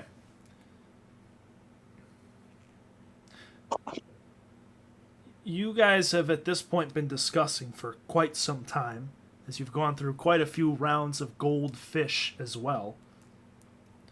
Who won? Roll for it. Don't worry. Are we actually gonna roll for it? Wait, I mean, who All right, wins? fine. Yeah, everybody roll a flat 20. 19. Oh, 11. Ooh. six. A 1. Seven. Otis doesn't know how to play. Otis is working on the rules. Same with See, the- guys, if we made him roll for piss, he had a 1 in the chamber. Ah, Wow. what did Gorn roll? He rolled a 20. 20. Oh. You're lying. I'm not kidding. I'm not kidding. Yeah. Oh my god. After giving away 4 6s, he still wins. Yeah, Gordon somehow won. Comeback king. Must I be let him divine fucking intervention. fish. Okay, so Gorn's got to be feeling a Anyways. little bit better mentally, you know. Yeah, he won a game. Yeah. Won a game of goldfish. He got a good side hug and won a game of goldfish. Okay. As you All right, guys so continue we're to prepped for the political divergence within the conversation. That Political divergence. Wow. what else can happen? Great question. As you guys are continuing to go through your games, Gorn has won one, and Gorn has won a few. You've all kind of... Kevral's won one or two. You've won in order of rolls. Otis hasn't won any, unfortunately. No, wasn't planning on it. And as you're dealing another hand out, Otis is still trying to like bluff in a You- game that's not about bluffing. you hear another more authoritative gum, gum, gum, upon the door. I believe that's your cue. I'll get the door. Yeah. I'll let Otis get the door. Yeah, we'll let Otis The get the door. doorman. He practiced so hard Champion for of the it. door. Yeah, I'll get the door. I just like The doorkeeper. like immediately open it like very quickly for whoever. He gets better every time at it. Okay. You open the door. You see a young female soldier standing there, clad in the same armor that most of the people in the encampment are wearing. She's got a long, fine spear next to her. Well, there it is. Good morning. Good morning. Morning. Welcome. Lord Brolin requests your presence. He bid me to give you this. You see that she holds in her hands a small, coiled up scroll. I take it. Thank you. Please report to the encampment as quickly as possible.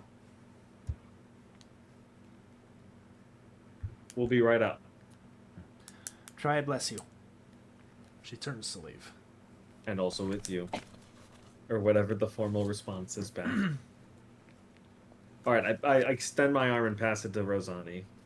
I take it and I Okay. fucking arm. I open it up and I read it. I just kind of read it over her shoulder. I will send out the text in the Discord Do it, chat, but I also read it off to you. Can we do popcorn? No.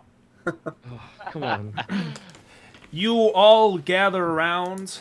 Actually, would someone like to read it to the rest of the group? Rosani. I can. Rosani. Okay, I Rosani. can since it's Rosani. in my hands. Okay. Rosani, you open up the scroll and begin to read aloud to the group.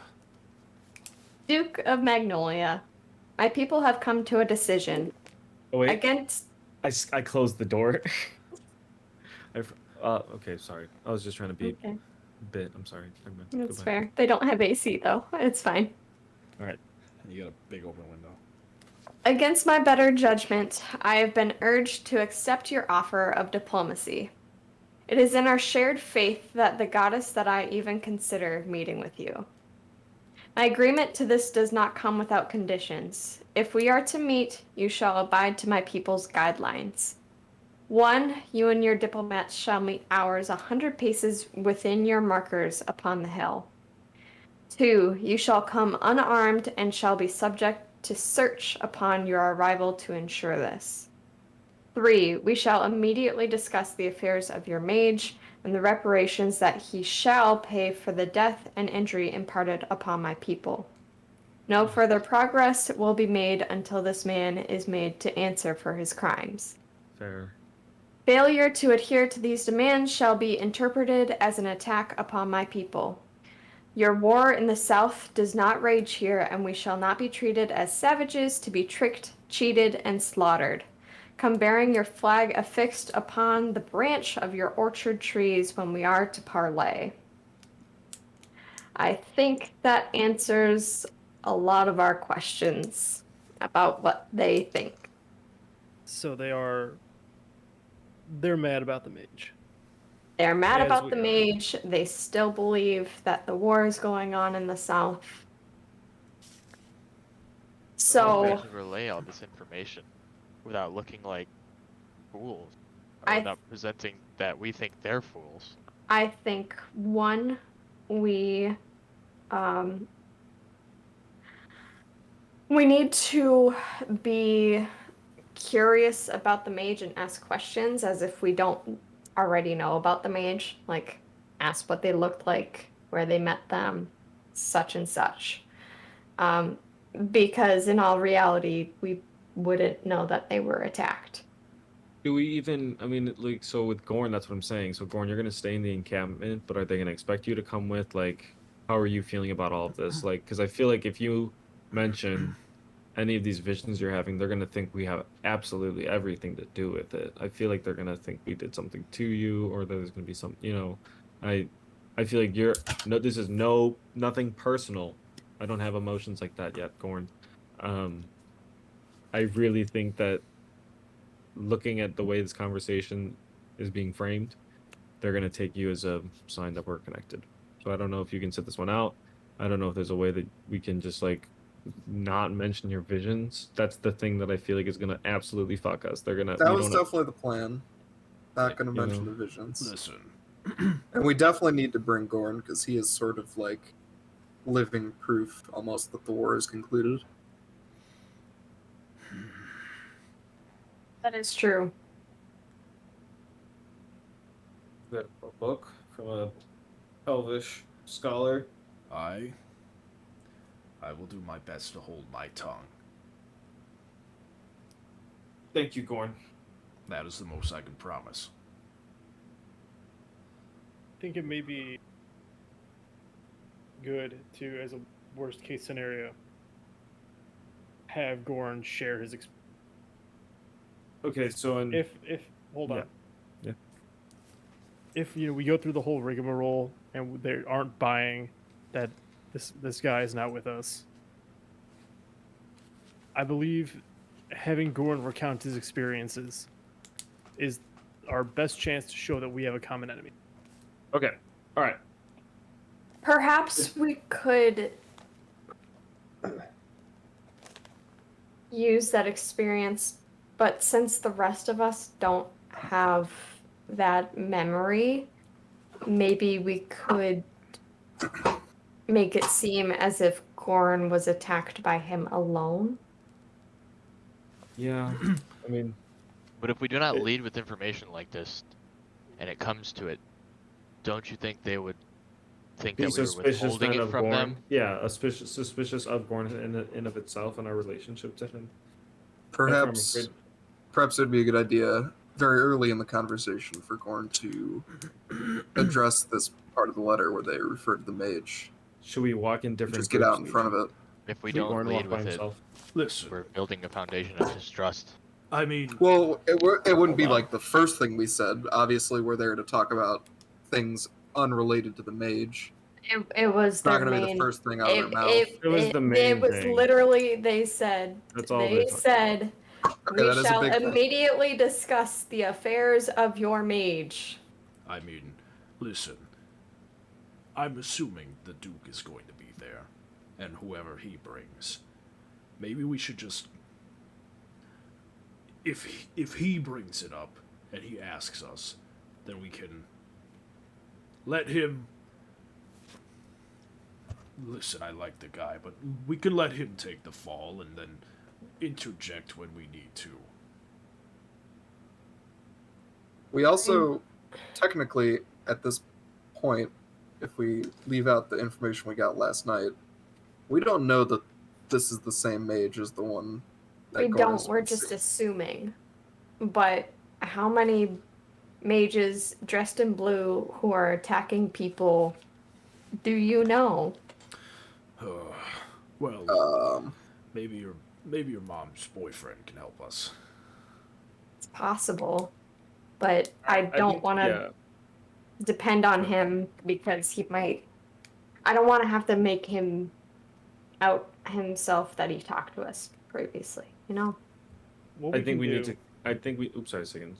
What we can do is ask them about this mage, get information out of them in this conversation. Get descriptions, what he's been doing, what he's able to do. If at that point we're able to confirm, yes, this is the same guy, at that point, Gorn can share his experience. I think that's a good idea. Yeah, I hear you. that's kind of what I'm thinking. Roscoe, I hear you, but I'm just looking at this scroll, and we shall immediately discuss the affairs of your mage and the reparations that he shall pay for the death and injury imparted upon my people. Like, I don't think they're Yeah. going to give us the description.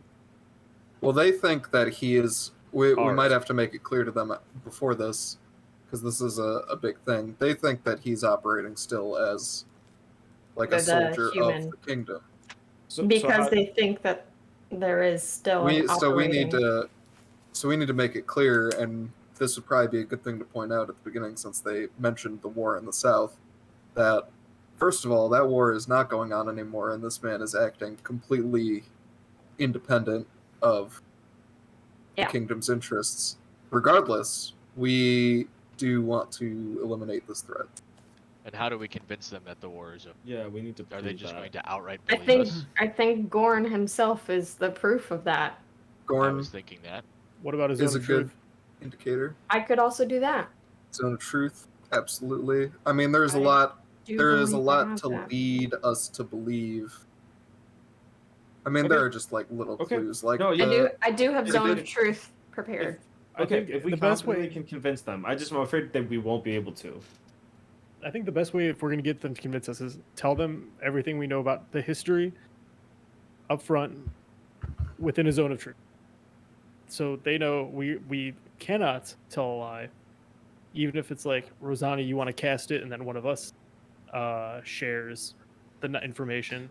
I mean, At- hold after on. we- Aren't we supposed to come, like, unarmed? Does that count as an armament? obviously we can get confirmation. I mean, Like, hey, we want to do this, listen, or we could have one of them cast the Zone of Truth. I'm Rosani, sure they know at least one person who's able to. Rosani, they saw you do your whole big old thing. I mean, if you can do that, you could probably just, like, kill him, you know? Why would I come all this way just to kill my mother? Listen, they don't trust us, okay? I'm telling you what you literally just read to us, all right? Why do they not know that the war's over? And why do they think all this stuff? I don't know, all right? I'm not them. I'm not an elf, all right? I don't think like them. I have an out of character question, Britt. Yeah, go ahead. If a spell doesn't have material components, do I still need my my focus to cast it? No. Fog. No, your focus acts. Oh, you're a cleric. Hold on. Let me actually clarify that spell. Clerify. The Zone of Truth is only verbal and somatic. So, Give me 1 second. unless they just don't want me to come. Huh. I doubt they wouldn't want you to come though. Exactly. So, I mean, the components are It's- verbal, somatic, and just a little bit of believing. which I have. So, it's kind of hard for me to come unarmed because Okay, so Rosani, Rosani just wants to tell us that her body is a weapon. to confirm, Rosani, a spell focus acts in place of any non-costly material components. If there are only verbal and somatic components, you do not need your focus. And if you didn't have your focus, you could still use the stupid material components. It's only with the ones with a cost where you still need the thing. yeah. Right. Okay, so I can basically cast Zone of Truth even without my focus. So even if I came with literally nothing. So, okay, Yeah, I mean, I can't. I am always armed, so that too. It's kind of Otis, difficult for some of us to go unarmed. it's If our best that you idea don't was mention yourself as a weapon. of course, Just don't bring no, anything, of course. and then shut up. I'm a record keeper.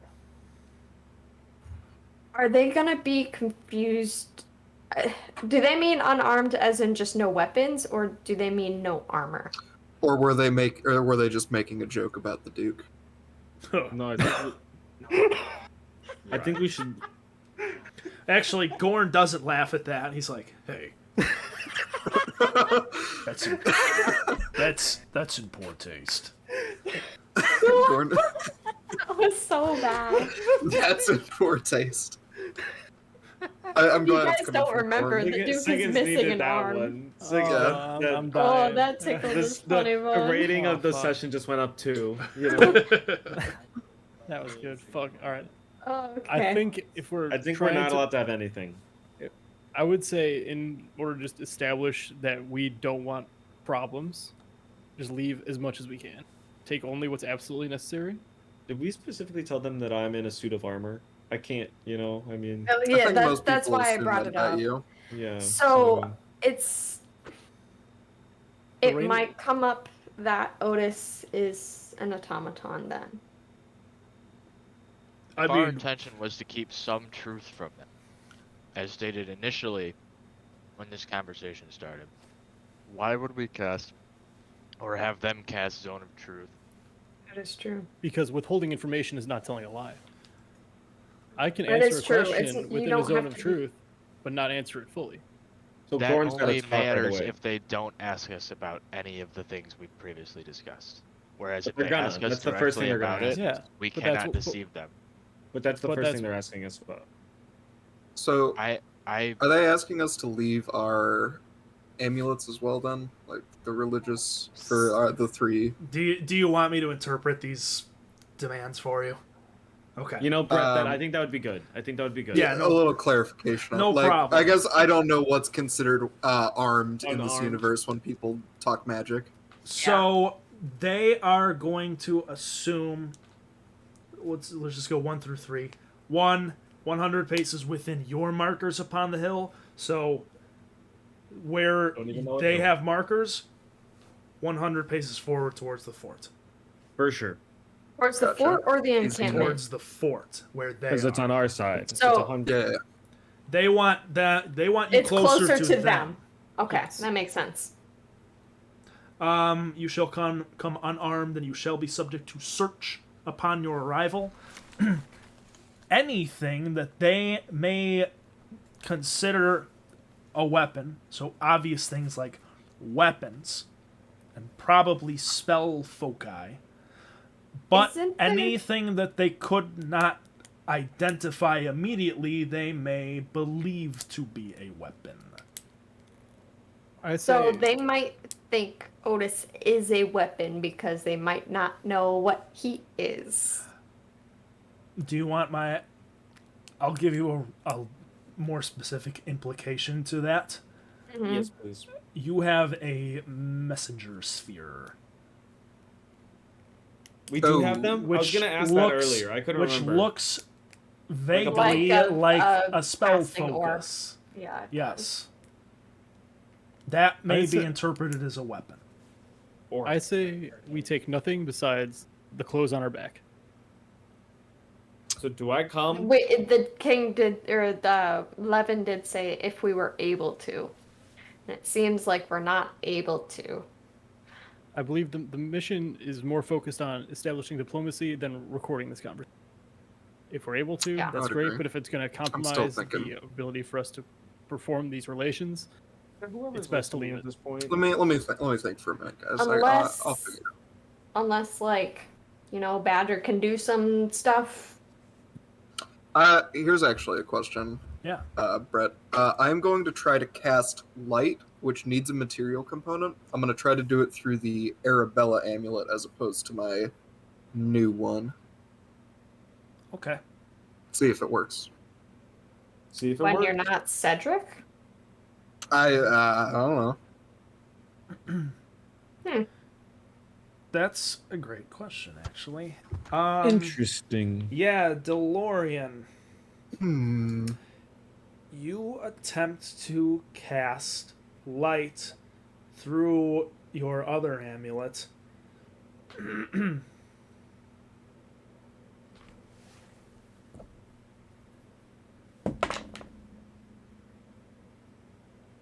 That was a big dice. You feel a humming and a buzzing in the other amulet around your neck.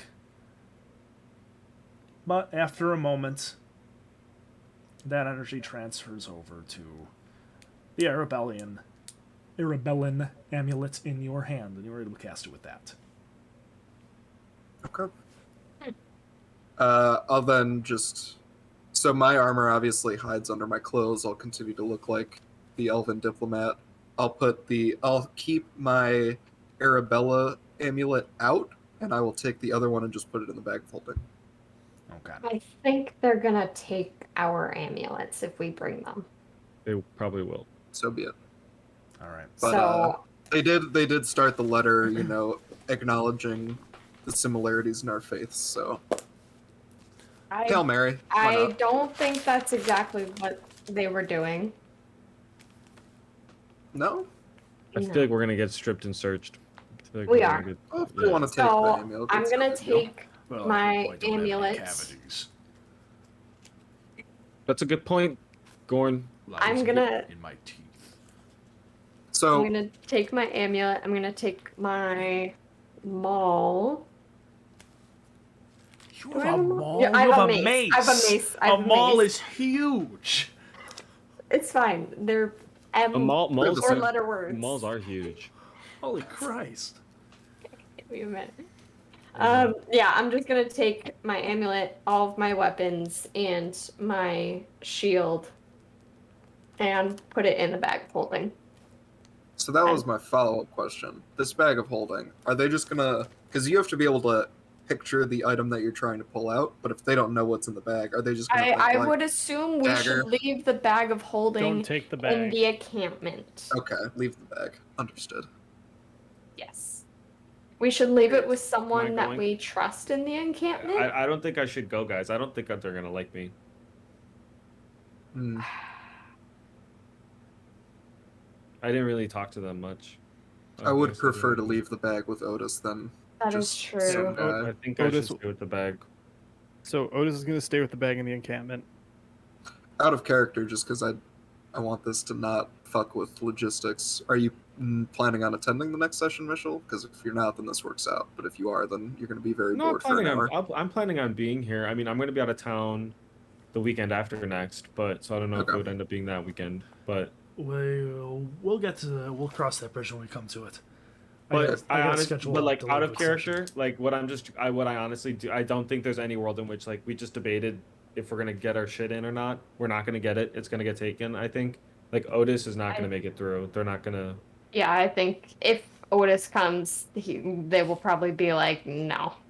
I mean, maybe we're just over dramatizing it, and Brett would just be like, and then No, just- I think we should rather be more cautious than not. This is a serious message. Like this is not. It is Yeah. not light. There's a lot of gravity to the situation. So I'm gonna sit it out, and I will not go to the meeting, and I will hold the bag, and I will have a funny side quest. Can I, Rosani? Can I take the letter? Yeah. And I I- just put it in. I put it in the journal because I've been writing down that he wanted us to make a journal of our Hmm and And what we've been doing. you've I put like that in written the next down one. all like recent stuff and everything, and Yeah. Well, I probably catch it up this morning. Like, hey, he came over to talk to us. Here's that. That's what's on the message sphere. And then I'll just sort The of like message fold. sphere. I'll fold the letter in between, just so that I have it for the records.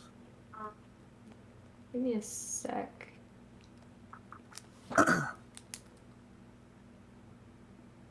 Fuck.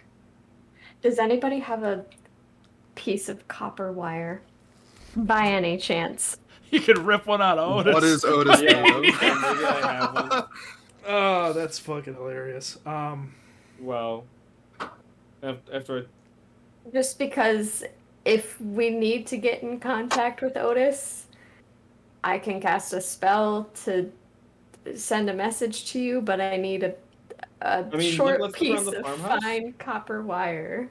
let's look around the farmhouse for a sec. Maybe is there? Does the farmhouse Hey have Brett, a Hey, fine piece of you know copper how you wire? have like a little like thumbnail image for all of these characters besides me and Otis? yeah, Could you do Otis's as Moby from Tim and Moby? dude, You're- I've done. you You're are late. fucking- You're late to the party. Yes, I have Wait, done actually? that. But he's Yeah, not yeah. orange anymore. Oh, right. He Is looks- he not? What Silver. color is No. he? you he's got silver. unrusted. He's MS chrome. Paint No, Moby I thought you meant into Moby. fucking- I thought you meant Oh, Moby. Moby's No, no, probably no, no. still orange. No, No, I Moby's know I still got orange. Moby is unrusted. still I'm the orange. Silver Surfer now. Yeah. Bulge and all. Wow. Does Otis have genitalia? No, Brett? No. he's an automaton. Jesus. Good know. lord. It's a pretty advanced. Never mind. I'm not We gonna. do, we I Do you mean have we male don't know parts? what All Does he right. have male parts or female we don't parts? know what Westerfeld was using Otis for. Oh, necessarily. Oh my my god. Are you implying God. that Otis is a sex bot? Yes. Does it say sex bot on the top of Otis? Who's seen Well, BoJack it Horseman? was Has just anyone fucking seen it? Has obvious. anyone seen BoJack? I'm watching it right now for No. the second time. Like Okay, the did you first get I know to what you're this- talking. Yep. Yeah. Okay. All right. Todd's robot.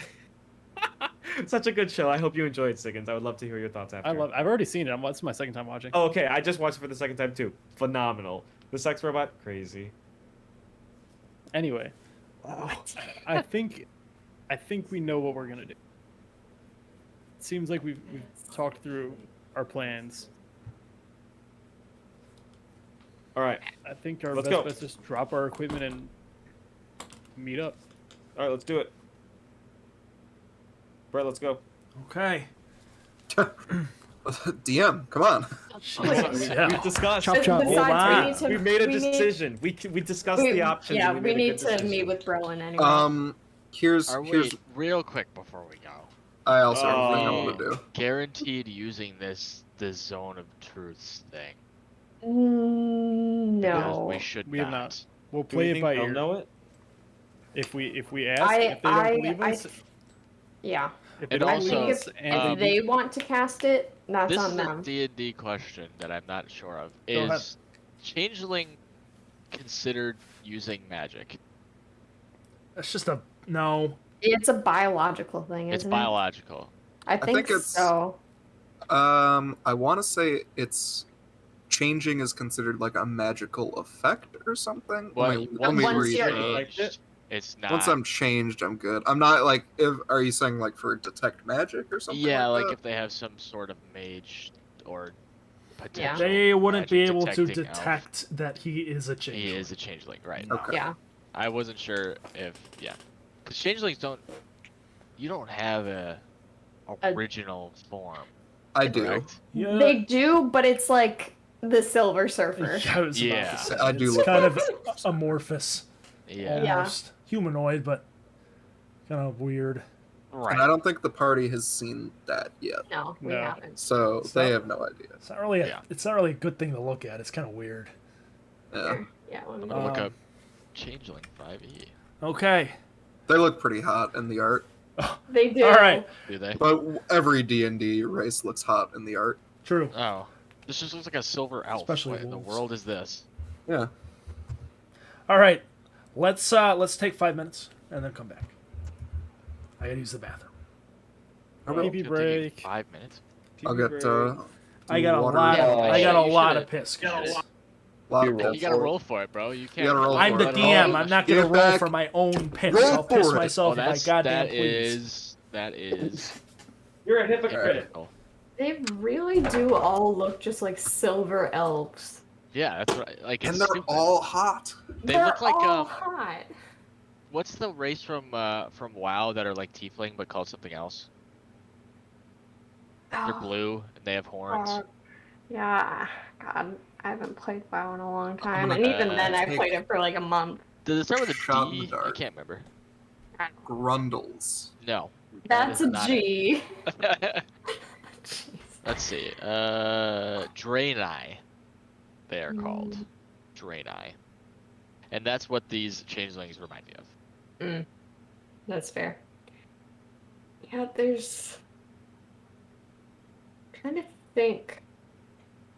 Draenei are like tiefling combined with what's the name of satyrs. Like they have hoofs for feet. Oh, well, some satyrs, some tieflings, depending on which like demonic legacy they're from, have like cloven feet. Oh, do they? Okay. Mm-hmm. Not super familiar with tieflings, honestly. Yeah, They're pretty cool though. they are pretty cool. I play a tiefling. She's pretty sweet.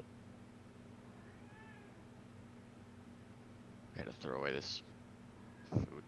If I had known we were taking a break, I would have eaten during that and not while we were.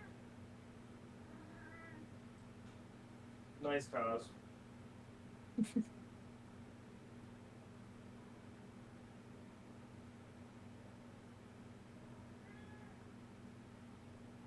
I feel like we came to a good decision though.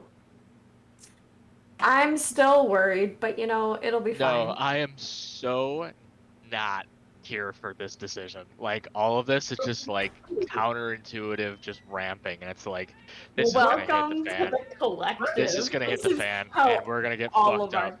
This is how all of our planning has come. It's like we start the conversation as like we can't tell them certain things, but we're not gonna bring it up, so we're not lying to them. We do And circles then they're like, in yeah, our let's just logic. guess zone of truth, so then like we can tell them everything, and it's like I thought that's not gonna work. we had Zone of Truth and then Gordon was gonna tell him what I'm telling him. Yeah, let's just cast Zone of Truth. Otis walks in, he's like, "Hi guys, I'm a robot. You don't have no idea what that is." Well, I am Zone not of, gonna- Zone of Truth doesn't make you say everything. No, It I just Yes, know. makes but you Otis answer. I would know, say but Otis everything. would Hi. yeah. What did I want? Hi guys, I'm a robot. You don't know what that is. We decided I'm not gonna be there though. That's No, I know. I'm just saying the agreements of what we're doing is like very not rational. Hey, I found a good overheard the image. tiefling. I overheard the tiefling conversation earlier. What do you guys think of the new tieflings in D&D 1? I haven't seen I it. haven't Actually. seen it. They're pretty badass. Also, this is what I imagine like untransformed changelings look like. oh my gosh, they look like aliens. Yeah. They Oh absolutely. yeah. hmm Less the hot white elves and More more the that. Voldemort gray alien Yes. Brett, I'm just curious how with a much. Sans jacket on. Sans hoodie. Oh. Tiefling at D&D 1. That is interesting looking. Original. Why do I looks just see like a chubby blue tiefling? What is this? Oh, this is Critical Role. Okay, I was like, what in the world? Oh, Jester. Yep. Yeah. Okay. This Are is this the page that we're referring to? Your It's background's blurry. blurred. I know. I'm trying to focus it. Oh yeah, I was just pulling that up. I don't know. Maybe the That image is weird. It bloodline looks like of a the deep one. It looks like a Yeah, like bloodline of the demonic deep one. triton. yeah. It's definitely like an underwater looking demon. Twilight bloodline. Oh, that one looks sick. Okay, thank you, Tim. Hold on. Whoa. Oath of the Abyss Watcher. What is this? Paladins of the Oath of the Abyss Watchers. Yo. Awesome. You want Fucking, like, to dark see what a paladins. changing really looks like? hmm Changeling. Yeah, I'll show you. Yeah, Bloodline of the Deep one. That definitely has to that? do with some underwater shit. I mean, they literally have abilities called Aqueous Blast and Explosive Dive. So yeah, Hey. they're literally just merfolk. Cause you may have never seen this God. before. This is the best image What I've. the fuck? That is, It is- pregnant It's preg- Catboy Roscoe. It's a good one. Correct, We- Roscoe. Pregnant Catboy Roscoe. We Yeah, went through a phase. Mm-hmm. You M-pregged him. You ever heard of M-preg? Stop. Yeah. All right. Are we all ready to return? Yes. I haven't really gone anywhere, to be honest. Okay. Tim is not here right now. Tim is here. He can hear us. Yeah, I mean, he can hear us, but So we're good he's to go. not at his desk. It's okay. All right, everyone. with your plan mostly sorted, you proceed to the We're telling the encampment. truth. We're telling the truth. You all Why is my aspect ratio of tabletop like widescreen? What the hell did I just do? What? There's like black lines. oh, on like the top and 16 bottom by of my 9. screen. Yeah. Yeah. What's going on here? I don't know, it makes it more atmospheric. I did that to your All right. computer. Oh fuck. Anyways, you guys all enter into the encampment through the thick fog in the air, and you look around. From what you can see, Alright, fix it. you notice that activity has slowed somewhat due to the weather. There are a few groups that pass to and fro. They're clearly busy with something. But not as busy as you've seen the encampment the couple days prior has been buzzing with activity, especially at your arrival. You watch as a small retinue of soldiers passes by you, and Rosani, you still see that you are garnering their attention as they look at you with incredulity. But quickly they're snapped back to attention by a superior officer. And it seems like you guys will be able to pass through the camp more easily than you were able to before. Are you going to go search for Duke Brolin? Okay. Yes. After some time looking around in the camp, you eventually come upon Brolin. You see him, as well as several other soldiers and a few civilians, all gathered around an old, dank, kind of rickety old catapult. But it does not appear that they are preparing it for operation. In fact, it looks like they're taking it apart.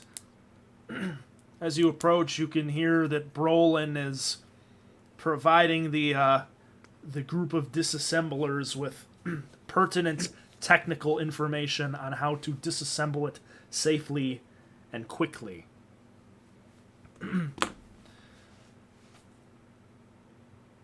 As you approach, however, he is quickly made aware of your presence as several of the civilians and soldiers begin to gawk at you, Rosani, once more.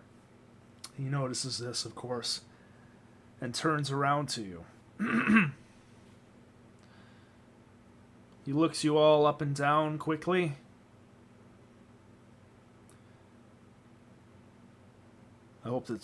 I hope that Robert's farmhouse was not too leaky for you. It was fine. Quite comfortable, actually.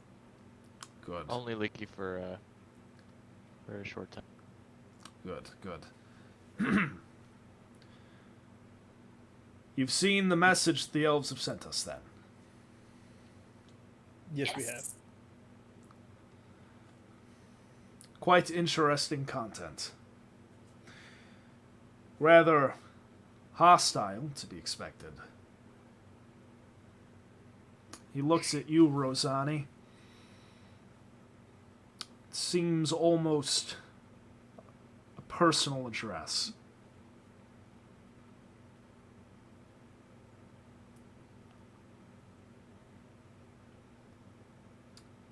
He pauses on that and peers at you for a moment, as if searching your face for any indication of familiarity. Could I, in fact, have you please roll a, if you would like to, a deception check to see whether or not you give anything away with your face?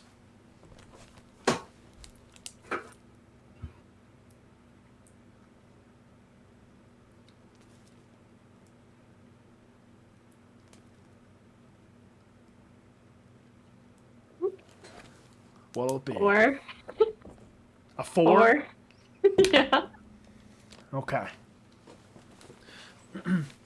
Rosani, you try your best to not give away too much, but given everything that has happened recently, as well as your exertion this morning in contacting Arabella, and the violation of even a sanctified connection such as that,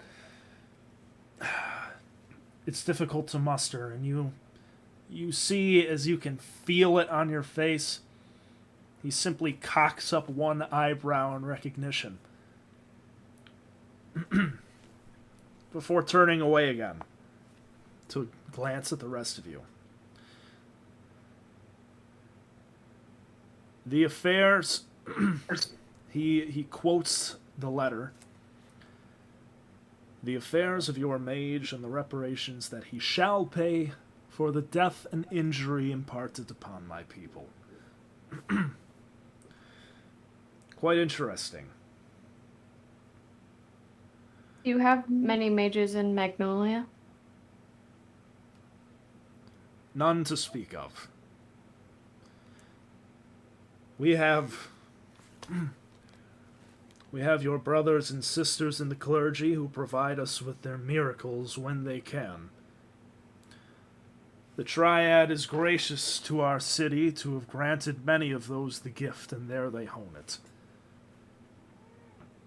But none such as whom is described in this letter.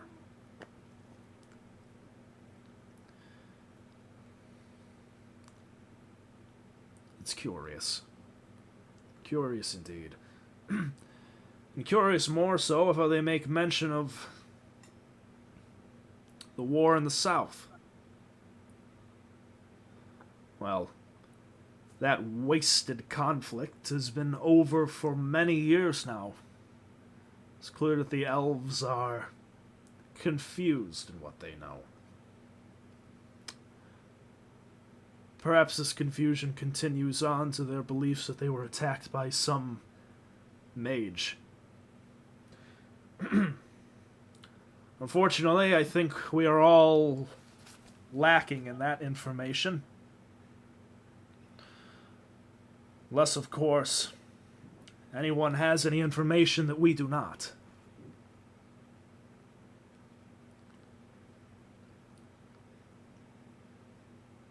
I just kind of look at Gorn like, your call whether or not to tell him.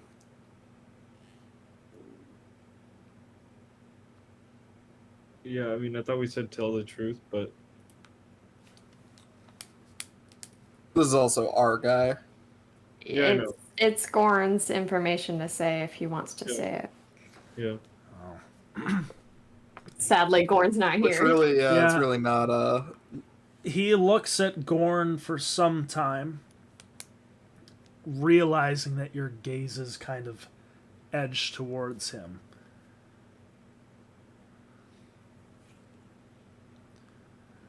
Of course. Who am I to say? Perhaps simply a mistranslation, a confusion. It's clear that this is high in their minds. I believe it will be much of what we speak of today if we are to meet with them. It will be clarified. We'll peek behind that curtain. But for now, as is our tradition here, I have gathered my own diplomatic party. But of course, I expect that all of you are hoping to be involved as well. Otis is going to stay behind and watch and take care of our equipment while we go. Very good. Otis, please. He gestures over to the ramshackle tower that they've been using as their base of operations. I bid you make yourself comfortable, friend. I plant myself. just before I turn over the rest of my things, I'm going to cast Enhance Ability on Rosani for Charisma. It lasts for an hour and it's concentration. Do it on Roscoe. Do Is it on Roscoe Roscoe. going to be the guy? Please, I'm going to try not to talk. Please just do it on Roscoe. That's the problem. You always do. Because no one Give it- else give it- talks. Give it to Rosani. But don't you think they would probably want to talk to you, considering you're the daughter of one of the? You know, I cast the it on entire leader of Rosani the- despite her protests. Advantage on Charisma just You know in what case. I'm gonna do? Roscoe doesn't need it. I'm going to cast it on Roscoe for charisma. Okay, well there we go. You gotta We did it. All right. All right, so now we're focusing. Wait, it's concentration though. Would they be able to detect that with detect magic? We No. will find out. Yes. They would be able to detect the ability, like the enhancement on him, but they couldn't detect concentration necessarily. But they would know. I just don't know if they have that. They ability probably at their will. disposal. They probably will. Okay. And would they? But would it really break? Is it like deals off? Yeah, we enhanced his charisma. We're about to engage in diplomatic discussion. Is that the end of the world? Oh, boo-hoo. You never. I don't know. We'll see. They're probably casting it on your mom right now. Yeah, and they're the ones with all the cards right now. I hate Actually, to. Goran is, because he won the game. Wow. Fair. Fair. Hi, Alright. Duke Berlin. I don't believe we've met. I'm the Elven diplomat. Oh God. This is DeLorean. What are your Sure. rules on deception as a changeling? You have advantage, right? My rules, I have advantage on deception rolls, assuming the check is like whether or not I can pass off as a certain person. If I'm just Like a lying, I don't have specific advantage. person. So if it's Okay. like deception to pass your, like if I change into If Uh, Brolin and Okay. tried the to knight captain, and I pass. was like, yeah, I'm the knight captain. If I had to make a deception roll for that, that would have advantage. But if I'm just lying normally, then no. Okay. because this is one of his personas. Go ahead and roll for deception. Oh, okay. That's why I ask. Oh. Where am I on the board? Oh, it was backwards. Deception. Not great. But I do have... Nope, that's something else. Okay. Plus 7. 15. Okay.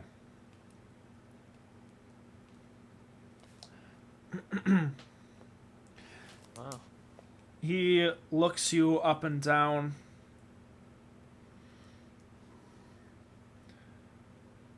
I must have missed when you came in. I am Duke Brolin. yes. I am Duke Brolin, Lord of these lands. Thank you for aiding us today. Pleasure's absolutely all mine. I regrettably could not attend our first meeting, as I had spilled beans on my shirt from the previous day. You're gonna blame Good Beans excuse. from the Good day excuse. before? We... Luckily, I am here now. What an interesting predicament. Well, seems you've all done in a day what it's taken my soldiers and I, injury and death in weeks, to fail to accomplish. Truly, the Triad has blessed us all in sending you here. I find their terms acceptable. We're willing to cooperate with the Elven demands to ensure that negotiations can go smoothly and an understanding may be reached for the good of both our people.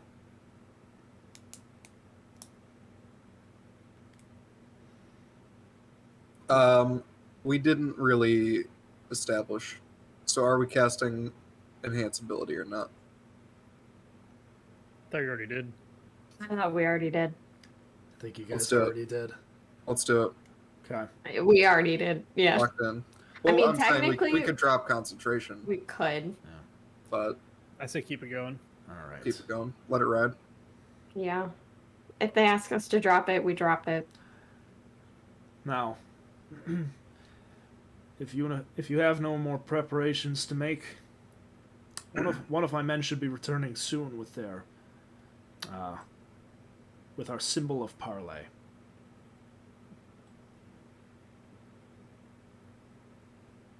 Sounds good. As soon as he arrives, we should make our way out. Yes. He looks over, past your shoulders. Speak of black spirits. Here he comes now. Speak of what? Speak of the devil. Hmm. Who's the devil? Oh, Sensela. You've It's heard me. Frampton talking about black spirits and whatnot. It's kind of just the same. Have we? Yeah. I'll be honest. It's been a long time since I've heard Frampton. Well, don't worry, because he's here. He's a soldier, and he's old as fuck now. Hey, Lord Oh Brolin! my god. it's like- Huzzah! You think he Huzzah! survives? You think Yeah. he survives my campaign? He might not. Anyways, you look and you see a young soldier with a long branch from a pear tree. No partridge, unfortunately, but the flag of Magnolia flying and flapping in the wind above the fog on the ground. And with him, two familiar faces. One, Robert the farmer, with a bright old smile upon his face, Uh-huh. and the other, one of the higher-ranking members of the clergy that you met before, Orwell, who bids you to attend the service that morning.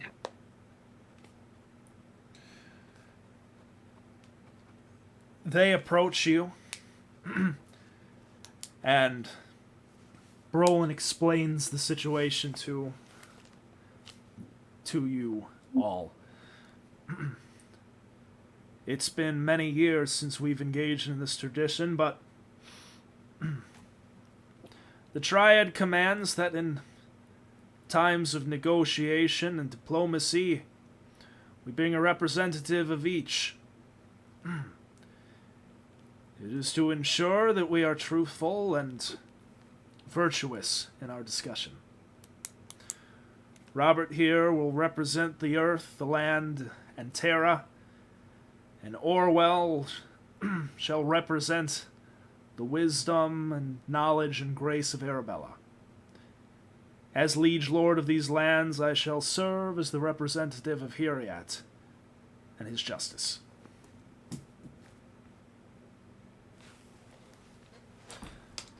Please, Right. if you are all prepared, let us not tarry. Yeah, let's go. Yeah, all right. Let's do it, sir. Duke, I am prepared. Okay, are you guys going up the hill? All Running. right. Yeah, Not no, not running. running. You probably shouldn't run. Probably Um, should not run. Kevril, you watch as a bullet goes through Rosani's head, and 3 seconds later, the echo of a Barrett goes off in the distance. Assassinated. Yes. Classic. Wait, why do I have to view this and nobody else? Oh, because it happens to everybody but you. Oh, all right. Yeah. Speaking of JFK, I thought We've you got told you, me I brother. was gonna die in this. Guys, session, listen. not everybody else. Personally, side tangent real quick. Do you guys think? I think personally that JFK's head just did that. I think so too. It Wait, definitely what? looks like My it favorite just theory- does that. Yeah. Wait. My favorite wait. theory is that it was a Secret Did- Service agent did- that actually shot the bullet Did in the car what? behind him. So his car. I'll talk about with this later. The video The that whole thing. the footage they have of the assassination, it literally just looks like his head just straight up explodes. I think it just did Right. that. I think that just happened. Yeah. Anyways, let's continue on with the Dungeons and Dragons session. All He had a right. really bad headache. Yeah, he did. Really bad. A splitting headache, if you will. Aww. Well, that's what Jacqueline was bending over for. She's looking for Advil. Yeah, that's all right. Can we move on, please? Yeah, this is horrible. This Why'd is- you bring that this up, is Kaz? sad. The Yeah, fuck's why did wrong I with bring you? that up? Yeah, of I, course. I'm the one With who. you? I'm the DM who sent a bullet through Rosani's skull. I Right? didn't do that. They didn't have it. Well, technically, Uh-huh. they have them down in whatever it's called, Squid City. Where? They have guns in Squid City. They do. Mhm. They probably don't know that Squid City exists. Probably true. Anyway, Anyway, So, all of you, minus Otis, who's been left holding the bag, you all gather with Brolin, Robert, and Orwell, and the soldier, bearing the flag upon the pear branch, and you begin to pace up and up the hill. I don't have any pawns for you because it's not a combat map, so who needs them? Not a combat map yet. No. please no. And here we go. So you begin to slowly, methodically pace up the hill. You come upon the precipice, the edge of the safe zone, the range of the elven short bows in the fort. Pausing for a moment, you all stand there and wait, and then push forward, onward. 1, 2, 3, 5, 10, 20, 50, 100 paces within the circle Fortnite. towards the gate.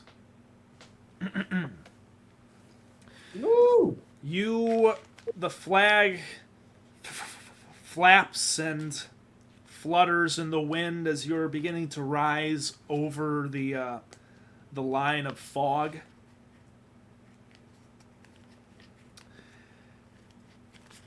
And after your 100th pace, Brolin halts you, stops, commands the soldier to hold the flag high, and you wait.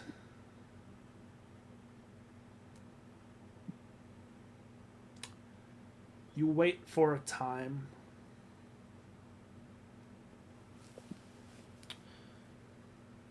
Standing there, feeling eyes upon you, until you watch as one by one you begin to see figures pop up from atop the wall, their short bows in hand, gazing down upon you. Soon the wall is heavily populated with these elven archers. As you feel a sense of unease come over you at their sudden presence, your attention is turned towards you. Sound of a winch catching and beginning to be reeled up as the old creaky oaken cross-stitched, cross-hatched gate begins to lift up.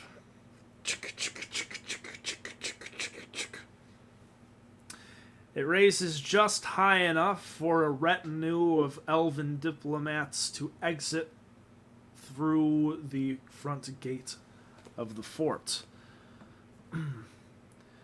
Elian and Averell lead the way, as well as a trio of other older-looking elves, 2 wood elves, 1 drow, and about a half dozen armed younger elven men and women. You see that they are clad in a mixture of elven armor and old rusted human plate, apparently, presumably left over from within the ruins of the fort. They also brandish a mixture of old, tarnished elven weaponry and broken and poorly maintained relics of human weaponry as well. A couple of flanged maces, missing a couple of flangs, a sword with a large chunk out of it, rusted blades, and unsharpened weaponry. It seems as if they've simply gathered whatever they were able to get out of the forest and what they were able to find within the ruins of the fort. You do know, however, that their bows are in fantastic working condition, at least well enough to have fired barrage upon barrage of arrows upon you in your initial ascent up to the fort. The group paces towards you and then stops about 15 paces away.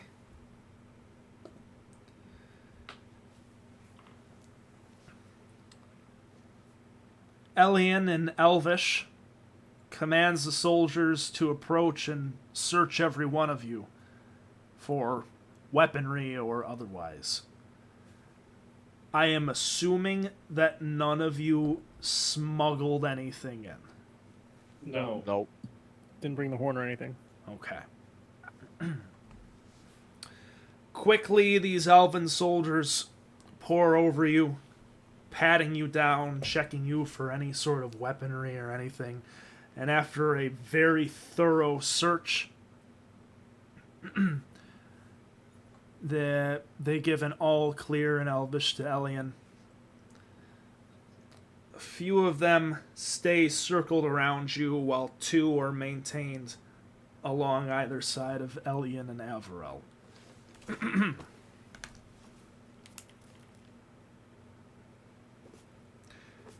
They stand there for a time. No words are exchanged by either party as you simply peer at each other for a moment, sizing each other up and seeing who is who, establishing some sort of familiarity with the faces. Before finally Rosani, your mother, initiates conversation. In common. Good morning. Morning. Good morning. We're grateful that you were willing to come out and speak with.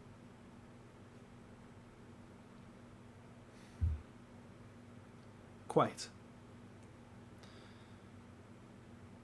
She introduces herself curtly to Lord Brolin and to the other two diplomats that have been brought as Elian, leader of the refugees in the fort.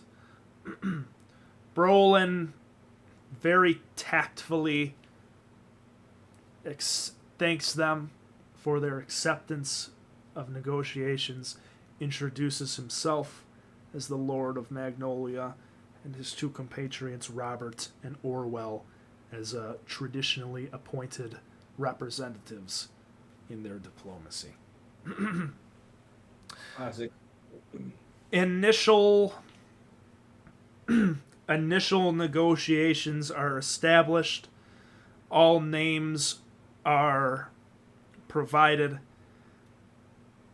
and a sense of conversational flow is established before initiations properly begin.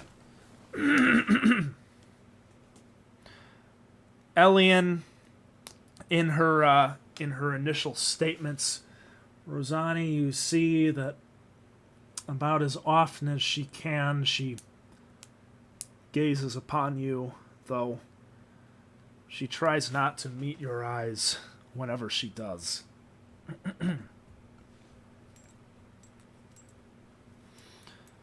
Finally, after the initial pleasantries are exchanged and the mood is set, Elian begins to speak on her people's demands.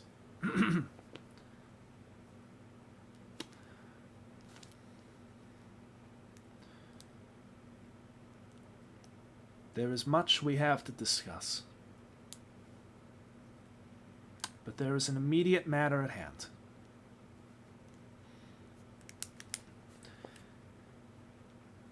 The actions of your soldier against our people shall not be forgiven.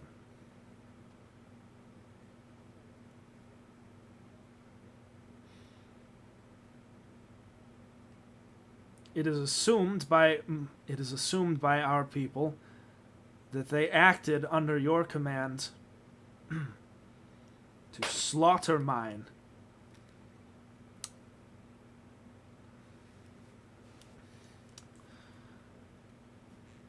Before I hear anything else from you, I will have your assurance that there was a misunderstanding, a miscommand, any indication that this attack was not deliberate upon my people, and furthermore that this mage, acting of course out of line of his liege lord's commands, will be brought before us and dealt with accordingly.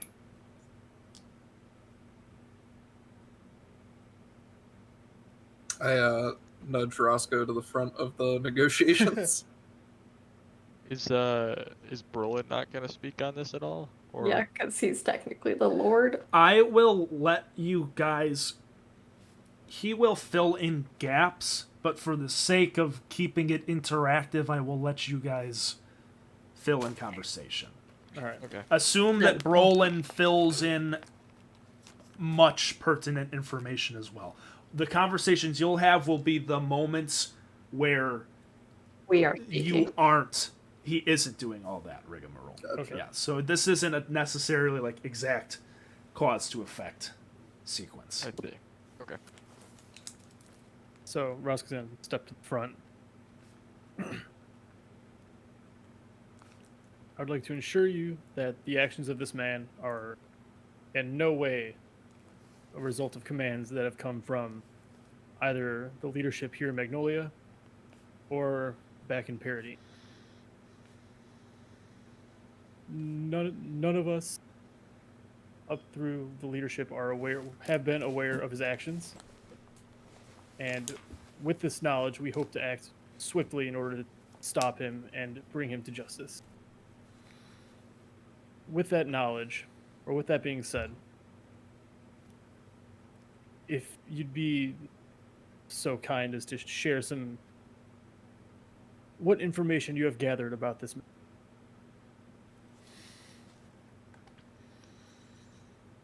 Now hold yourself, halfling. You speak as if you have no knowledge of this man. He clearly bore, gestures to the Duke, he clearly bore your colors in heraldry.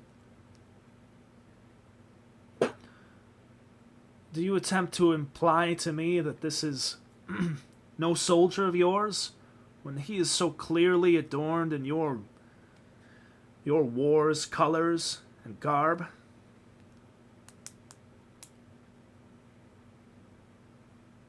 If the Kingdom of Humanity had a mage of said power,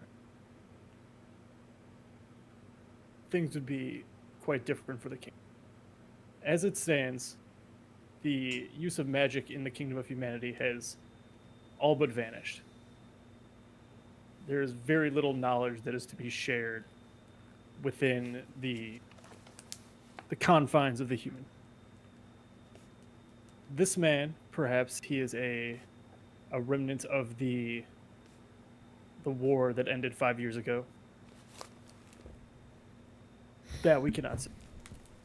What exactly he came from, or under what commands he is operating, that is something we have no knowledge of. Upon the statement of the war that ended years ago, you see a flash of surprise over Elian's face and a couple other of the older elves who presumably speak common. In Elvish Rosani, they quickly relay that to the non-common speakers in the rest of the group of your claim that the war is over. You see Averell simply stands there coldly, speaking nothing and not really reacting, just looking at all of you.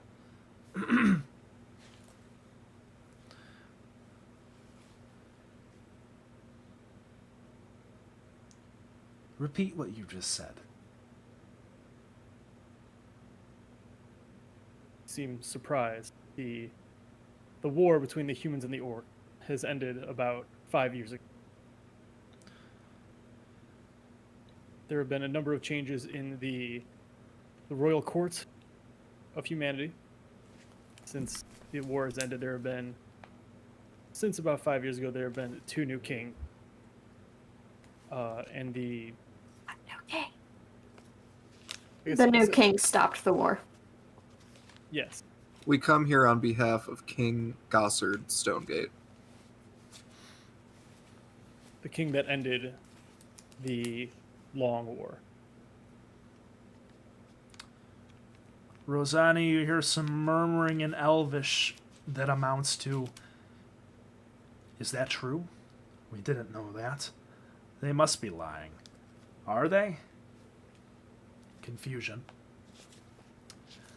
Needless to say, It just say to the word sort of fill in Elvish. confusion. They just say it. Confusion? Yeah, and unfortunately, it sounds in common like "kill 'em all." Man, Elvish is confusing. Kill 'em all. Yes. No. Yes, milady, this mage you speak of, obviously, does not serve our kingdom anymore as the year has ended, or as the war has ended. We believe we know the mage you speak of. We are simply asking for more details as to confirm this suspicion.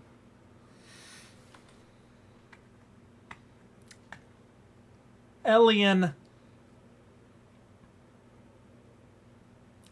begins to speak before Averell steps forward. Yeah, people first coming. Now hold on. You make claims that the war has been over for years now. This is unknown to us. What proof do you hold? Do you really think our half-orc friend would be welcome in the kingdom of humanity as well as he has been? He looks over at Gorn. Do you also think that a nation so hell-bent on war would make such an effort towards diplomacy? Towards your people? The new king is different. He is a diplomat, a negotiator.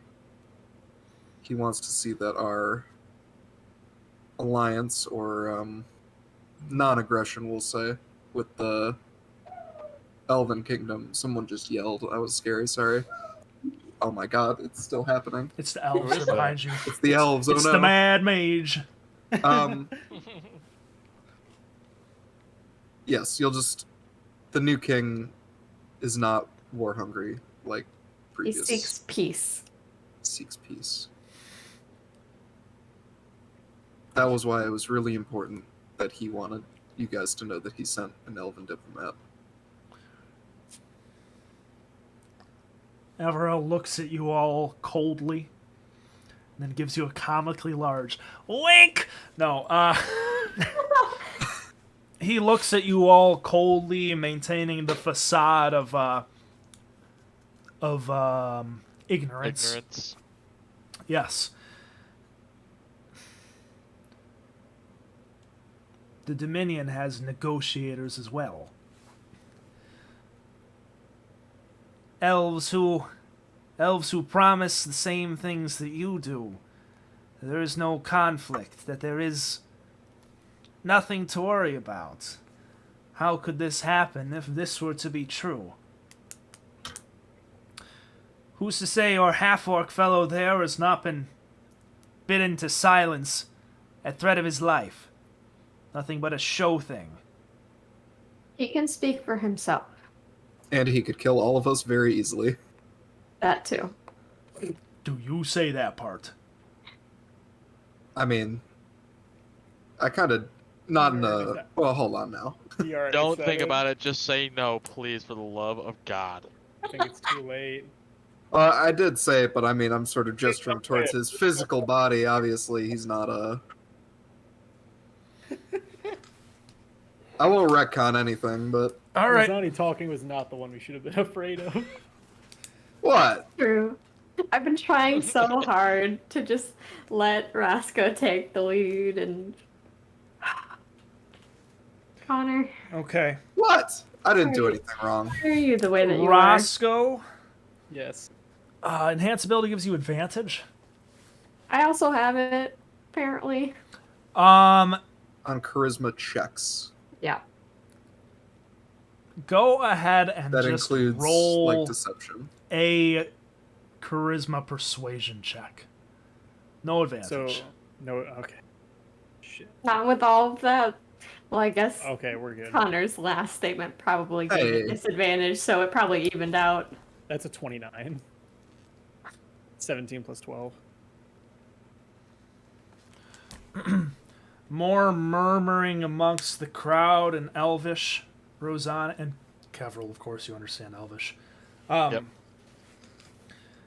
As some of this information is continually relayed to them in Elvish, and you hear her speak of this does explain certain things, and this makes sense. It seems that they're warming to the ideas that you are giving them. Just Averell turns to Elian in an Elvish. I defer to you, dear. Elian regains control over the floor.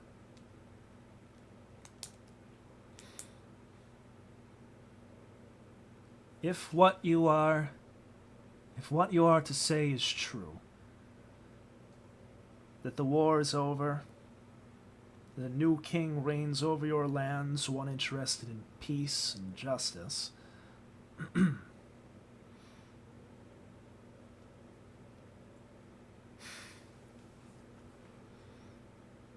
he knows of our presence then. That is why we are here. Of course.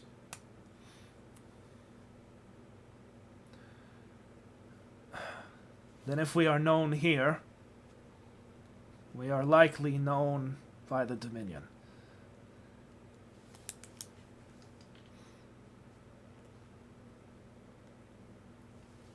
In Elvish to Averell,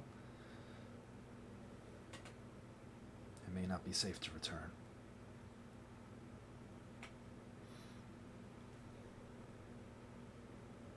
Murmuring once more amongst the crowd, worriedly now.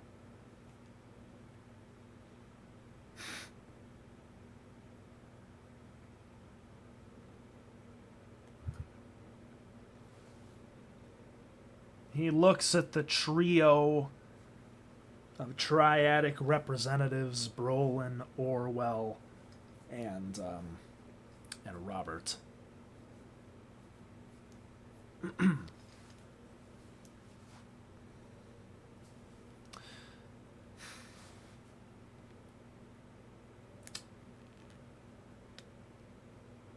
From what our people remember,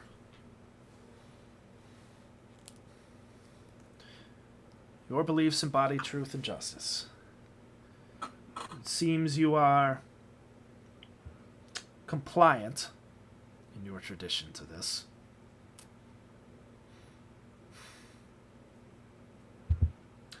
But still, we cannot trust these words that you speak. Not without backing.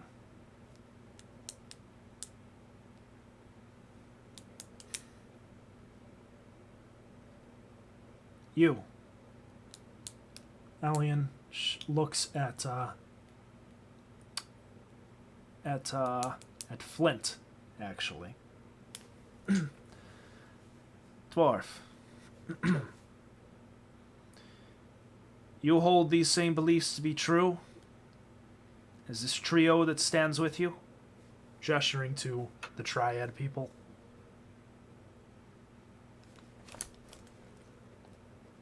I would explain the past no differently.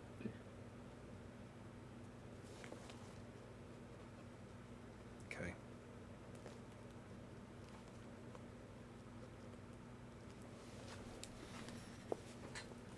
She looks back towards the fort. Some of the elves that are still standing atop the wall.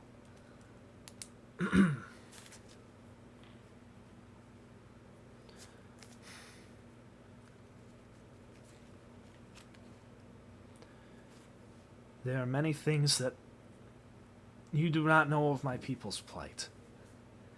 And clearly many things we do not know. But the men and women in that fort have been through much at the hands of the Dominion. We have been offered open hands only to learn that they hold daggers. Without any backing, I cannot, in the good faith of my people, trust these words as fact.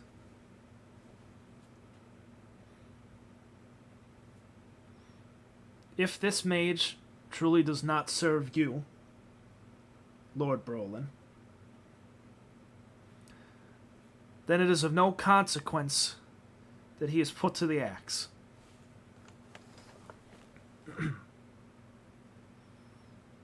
If you were to bring him to us, or better yet, his head, Then we will accept your good intentions towards my people. Until then, we will continue to reside in the fort. Some of the men and women, she gestures back towards the fort, in there, their mothers and their fathers fought with your people long ago at this very spot. They believe this fort is their birthright just as much as yours. We will continue to believe it such until given a reason otherwise. Do your people need provisions at all? Food, clothing, anything? Medicine? She begins to speak, and Averell stops her.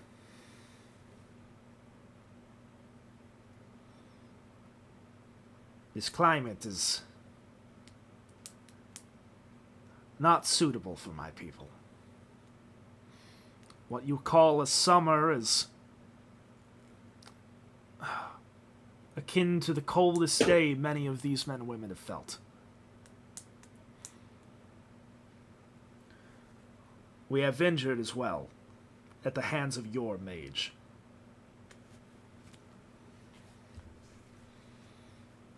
Supplies to treat them, clothe them, and feed them.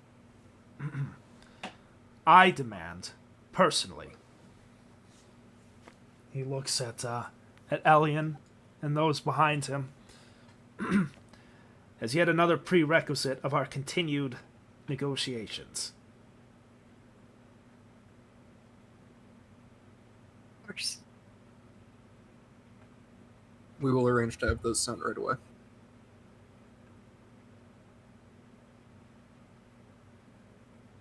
Very well. Is it suitable that they take the supplies halfway through your the distance to the fort and then drop them there and turn back?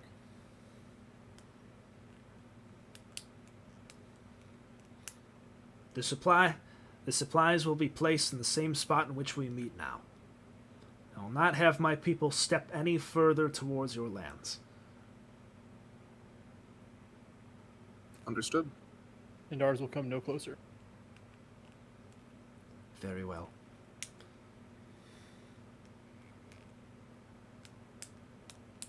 Duke of Magnolia.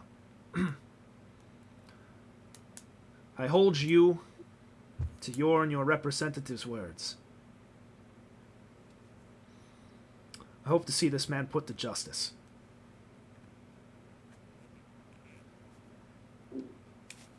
She barks a command to the elven soldiers surrounding you guys. If there are no further closing statements, we have injured to tend to.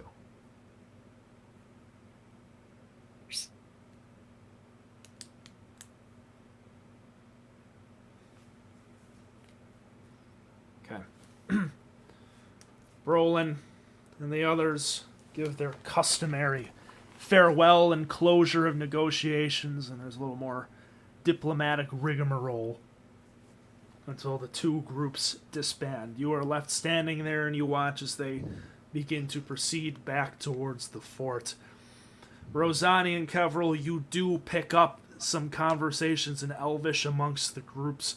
Some of the younger elven soldiers you hear mentioning things like, why are we dealing with these people? They're like pets. We could wait 50 years and they'd be gone. Things along that nature, as well as some argument from both the elderly and the young that perhaps it is time to trust someone to help them before most of that conversation is ultimately silenced by Elian. The group returns into the fort. The winch as the chain goes taut and thump. the wooden gate falls back into its divots in the ground, closing off the fort to the outside world.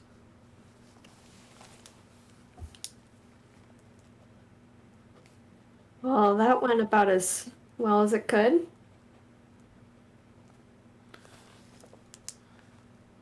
Yes. It's good. We have an obvious goal. Why did you guys react like that when I said Gorn could kill us all? It's obviously true. Yes, but in peace talks, it's best not to talk about how easily someone could kill someone else. I mean, look at the guy.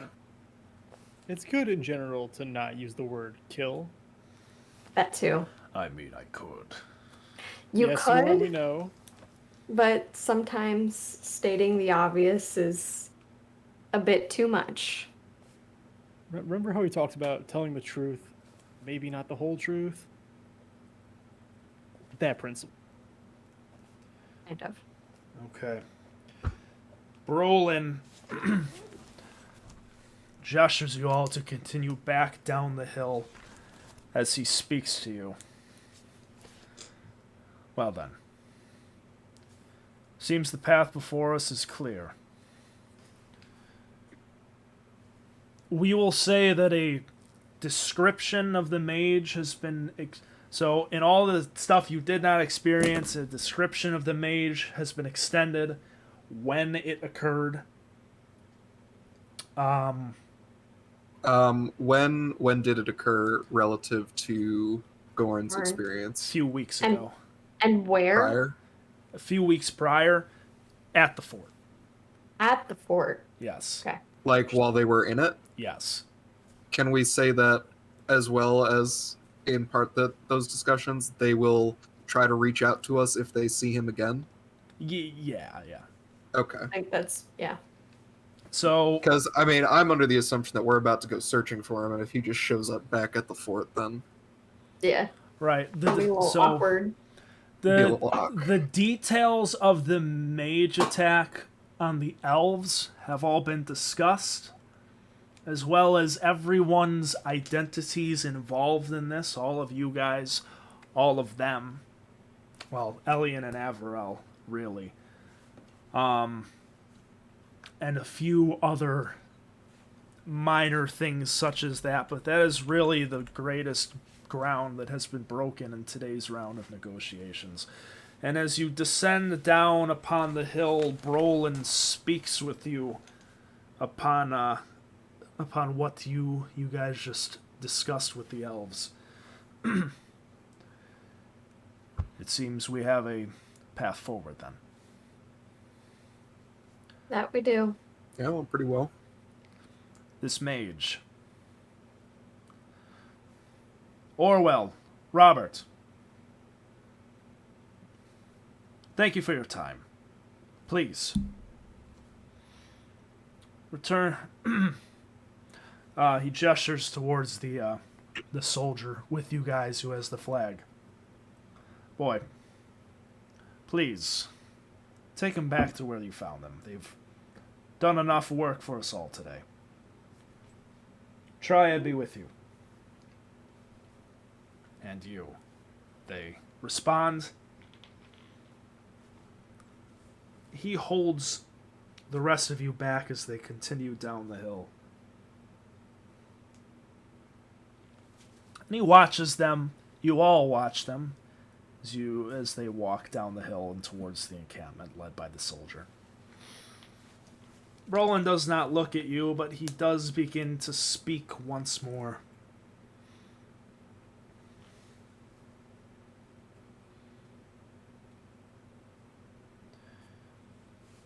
It is unclear to me exactly the identity of this mage. In fact, I believe it would be unclear to most. But I believe I may have an inkling of who this man is. Or at least once was. What do you know?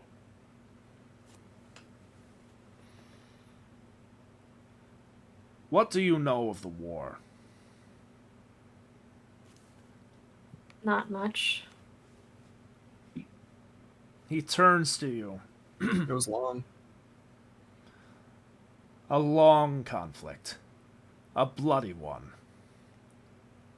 One not motivated by any triadic virtue or justice.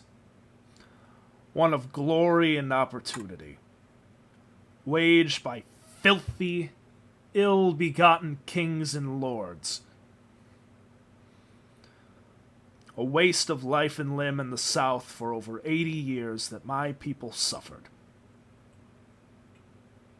That my father suffered in. He holds the stump of his arm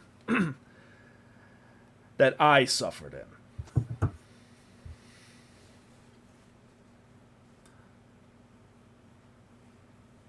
Humanity in its zealous attempts to forcefully spread our beliefs, or at least, of course, that was the pretense upon which this conflict was founded, to the blasphemous savages in the South. It's disgraceful. It goes against all that the Triad holds dear. The men of the West are to be ashamed for their involvement. The lords of the West, the perpetrators of such an evil. There was much to be done to win. To seize what could be seized. To take what could be taken by force. Much of this is not known. Why would it be?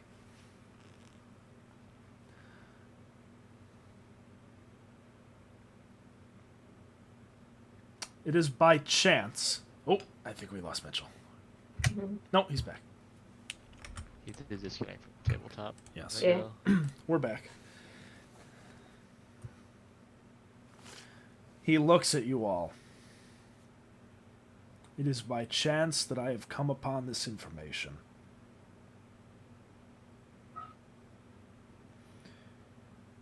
You have proven yourselves adequately trustworthy so far. I trust that this information exchanged between us shall not reach outside ears. You risk your own safety in revealing it, and me my position as liege lord here.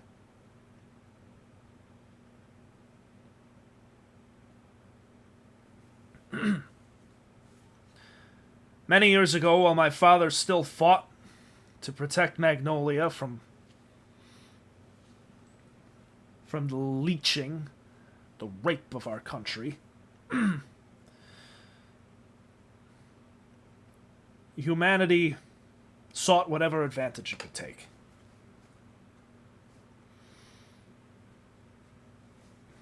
When it was found that a small, tiny portion of the men and women of this land possessed some hint of power, quite unlike the gifts bestowed upon our priests, our clergy in the cathedral, and presumably throughout the country. This power was not one of healing, but of destruction, of evocation, and of a control. Something quite utterly different. It was passed through the king's soldiers at the time of this knowledge, and the lords of the many, many towns and settlements of the plains sought to identify those in their lands that possessed such an inkling of power.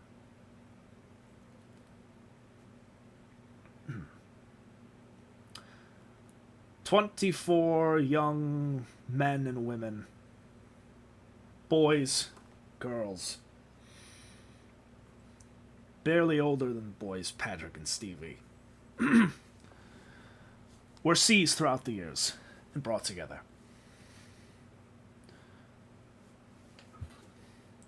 One of those boys from Magnolia. I, of course, was younger. Well, I ought to have been younger than him at the time he may have been taken. A young boy by the name of Malmsteen.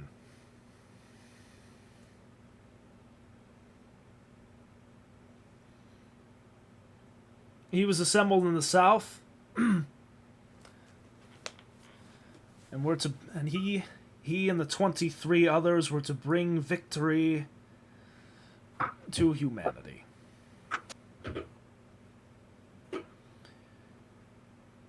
It was presumed, after Khotan, that all 24 lay dead in the crimson soil of the mountains. Now, I believe it is clear to me that that number is 23.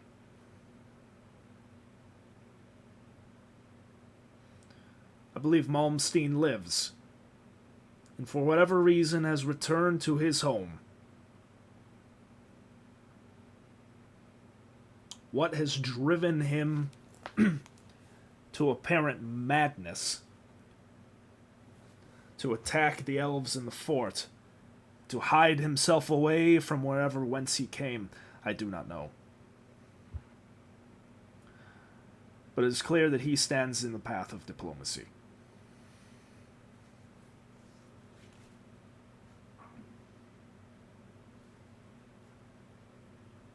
I ask once again, to all of you,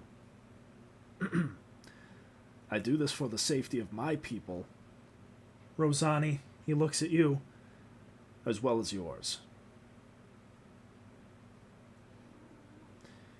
If you possess knowledge of this man, anything that may aid us in the search against him, I need it presented to me.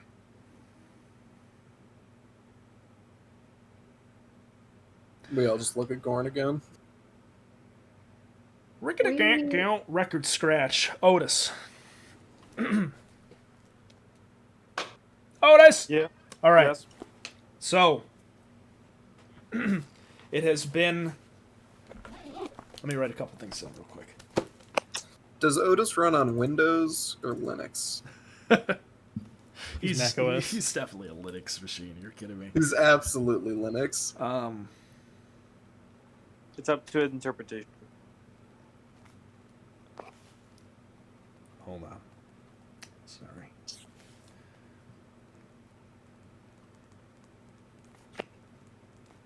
Okay.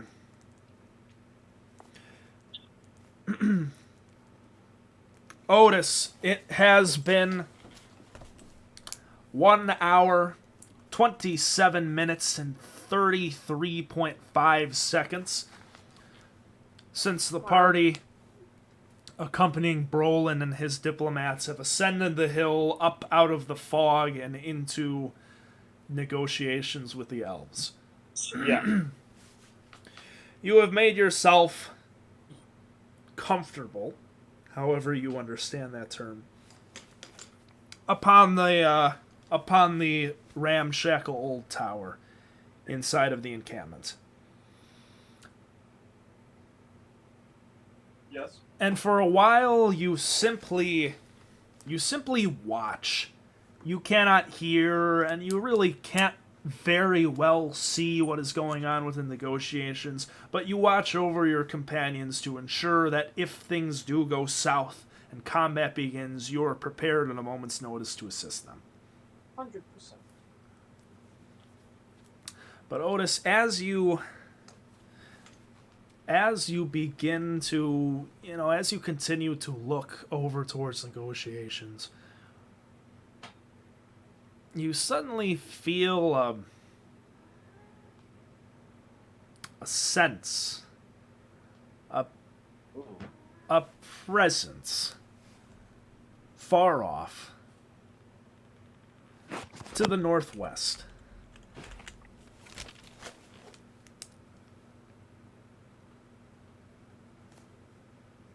Okay.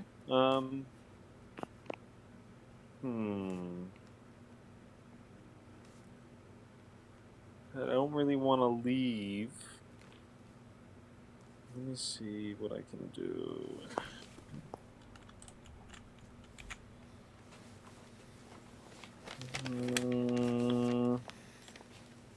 Yeah, I don't really think I don't think I have any moves necessarily that would benefit me in this moment.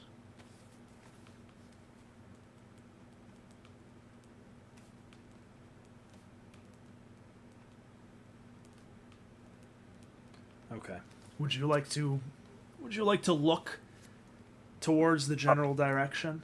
Yeah, I'll look in the direction. I'll peek my head around the corner ever so slightly to the northwest. Okay. Curiosity is overtaking you slightly. And you turn your head over towards the northwest and immediately see high up upon the hill where the fog is cleared and it is windy and cool, the great looming forest, ever present, looking over the valley, the same one that you rode through to reach Magnolia when you first arrived here. Yes. And you peer at it for some time, almost compelled to watch it. Could I have you roll a wisdom saving throw, please? Oh, God. Say it again. Could I have you roll a wisdom saving throw? Yes. One sec.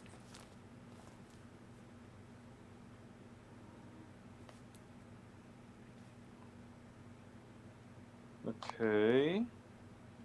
I'll roll a 13 plus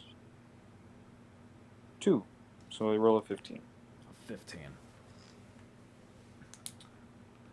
Otis. Oh, wait, hold on. And then I get. Yeah, just the plus 2. Never mind. Sorry. Okay. Otis, though you know you are duty bound to watch over your friends, you cannot shake the feeling of curiosity. You look towards the forest and there's almost a familiarity there. And you are compelled to approach. Okay, I'm gonna leave the bag in the tent. Okay. I'm gonna leave the bag of stuff Okay. in a nice corner. I'm gonna tuck it away. All right, and then I'm A going. nice corner. And then I'm going to puff out my 6'3" orange, not orange, just kidding, Silver I am Surfer. here, by the way. I'm just doing feeding things. So if you need You're me fine. for anything, just tell me. I'll be. Okay. Thank you. I am actively listening. Thank you. Otis, Chromed out, just I to walk out. let you know, it is like fucking far away. It's like miles. It's like a mile. I mean, I don't have anything that necessarily can like enhance this or like get me closer or look at it or feel it or detect it or anything. So I mean, like, there's nothing I can really do. But I'm gonna stand outside of the tent and just gaze at it then, I guess, for a bit longer. Okay. You step outside and walk out down from the tower, and you continue to look at the forest. You can barely tear your eyes away from it. Otis, you feel more and more compelled to go to it. I think I'm gonna think of my friends and what they need, and in this moment, they need me to stay and be there, and to stay put, stick to the plan. And I'm not a loose cannon like that, so I'm not gonna go walk to the forest. I can't. There's no way. Go and roll another wisdom saving throw. Oh my god. A 10 plus 2, 12. I'll start the walk of shame. Otis, though you feel in your being that you must stay, there is an overwhelming feeling that you must be there.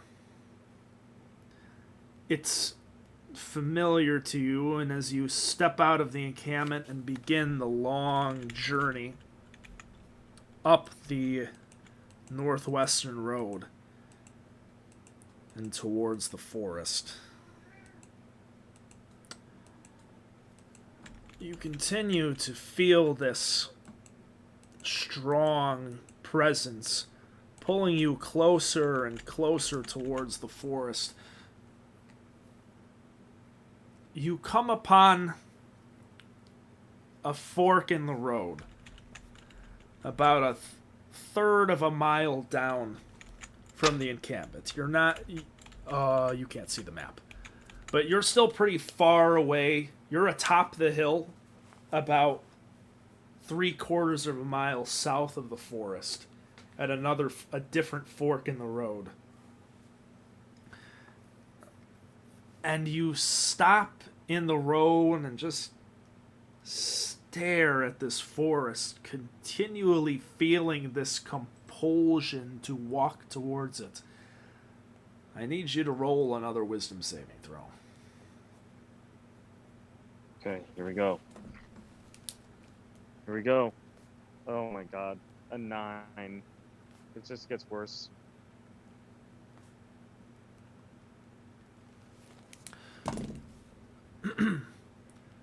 Otis, at this point, you've begun to forget what's happening down at the fort and your friends.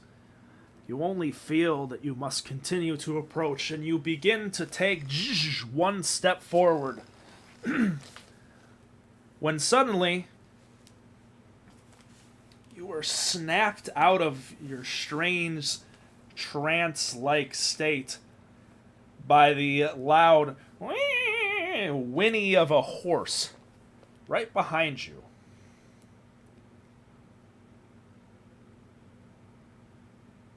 I turn around. Alright. You look and you see... well, not that big, but it'll do for now. It's not that... Don't worry, it's not that big of a being. Make him a lot smaller. You see the road is a fork. There's one that goes southwest, one that goes northeast, one that goes southeast. As you're about to proceed down the northeast road up towards the forest, you hear the loud whinny of a horse to the southwest fork of the road. You turn and you look. You see a large figure. There is a large midnight black horse that has planted itself firmly in the wet ground of the dirt road and trots at it as it snorts air out of its mouth or its nose. It stands tall, just about at your height. It's quite a large horse. And atop the horse rides another large figure, similarly clad in midnight black, long robes. You see it's a very tall figure, exactly the height you cannot necessarily tell as it's sitting atop this horse. But you do see, for just a moment as the wind flaps and the robes flutter away, at this being's hip is a long, gleaming sword of silver. presumably it appears in size to be a great sword, but compared to this figure's stature, it's more of a long sword than anything, or a bastard sword. Interesting. Does he have large legs as well? You said I got to see his hips. It does. This person does have long legs. Yes.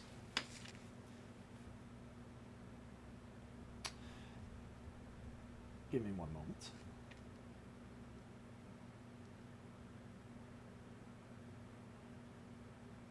Sorry. Just reading something. You gaze up at this black rider. It does not speak to you. You can feel it peering at you from beneath the hood that obscures its face.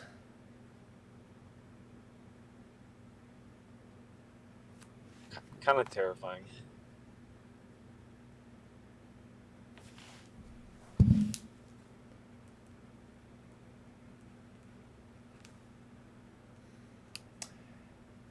The rider simply sits there upon its horse, peering down at you, saying nothing.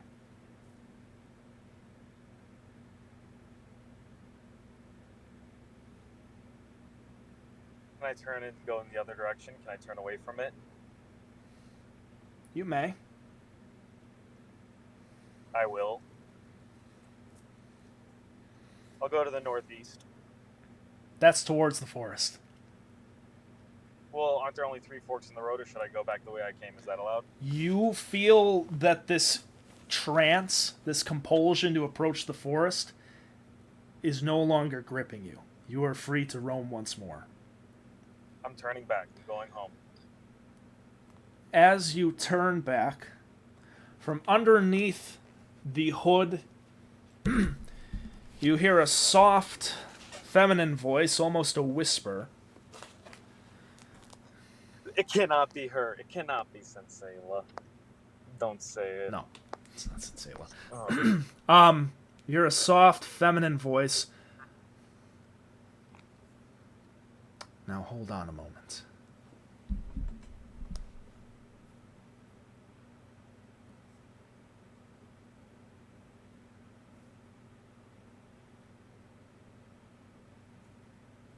Do you hold on a moment? Do I hold on a moment, or did you say you need to hold on a moment? No, she said that. Hold on a moment. For what? To you. Well, I know, no, I'm saying back to her. Oh, okay.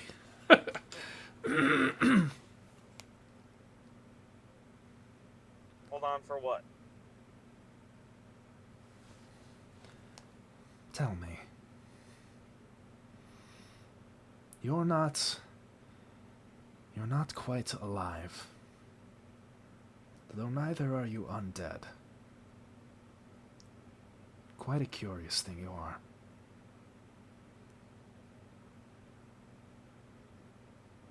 So, what's it to you? Oh.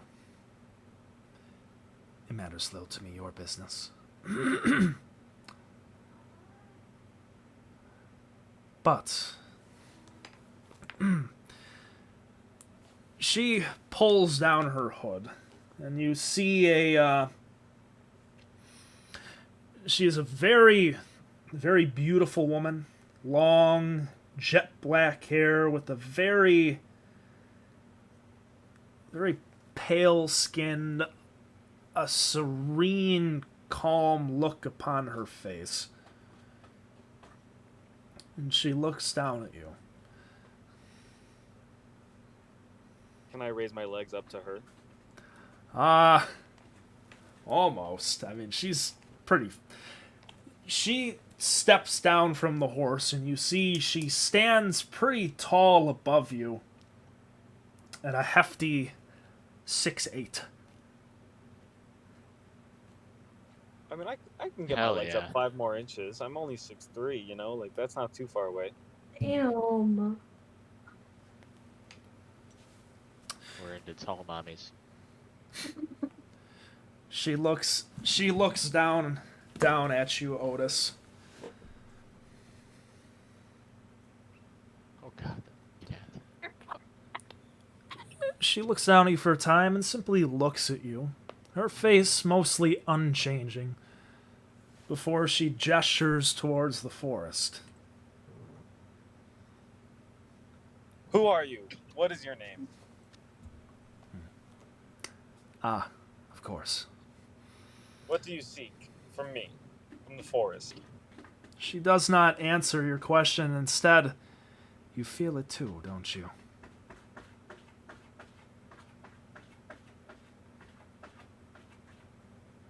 There's something wrong in those woods. Something that defies the natural order.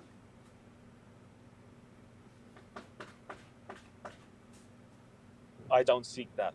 I don't care to seek to experience that. It doesn't intrigue me. This is all a spell. Then we are one and the same. I do not seek it to take hold. Then I do not seek it to take hold over me or anyone else. I apologize for being curt with you. I am Raya. I knew it! I fucking called it. Am I fucked? Is this good? Is this bad? I don't She's know. good. She's good. She's good. Don't worry. She's fine. Okay. Sick. She's cool. Okay, cool. Is this the lady that we met like As a long as while it's not ago? that. She's the lady that we met when we were clearing out that camp. And she gave me like advice about like death and Yeah. all that stuff. She's a paladin of Kel. So, Rosani Oh, yeah. and Flint have met her. Yeah. Everyone else has only heard about her. She's really I cool. believe I spoke to her as well. I'm pretty That's sure I right. said the No, same we thing did- about we did tall wake- mommy the Yeah, last yeah. time They we woke me up. They're we like, brought her Roscoe, up you as deal well. with him. Probably did. Yeah, Roscoe Almost Roscoe has briefly met Raya as well. Oh, Brett, gosh, she's so cool. can I vote to like get some time to do more research on her before talking with her further?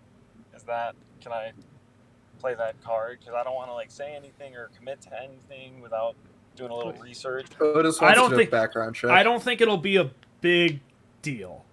No. I was just reacting because I was hoping that it was her. And I was Yeah, really we- excited for that. We don't really know much about her anyway, honestly. From what we do know, Yeah. it's not like you We knowing just any know- more would be. Otis, Yeah. let me give you the spark notes, Otis, because there really is very little that you know about her. You know that she presumably serves Kel. That the only time you met her previously, and you didn't, was after you guys had cleared that encampment for the elves, and she was consecrating the bodies. And she explained some things about her deity and philosophy to Rosani, and that that Rosani or that Arabella and Kel are not necessarily in opposition. Okay. But for the I follow. most part, you really learned very little about her specifically. She mostly just gave Rosani a bunch of like Life lessons. leading questions. And so she introduces herself and looks at you. I mean you no harm. All right. Let's see what's in the woods.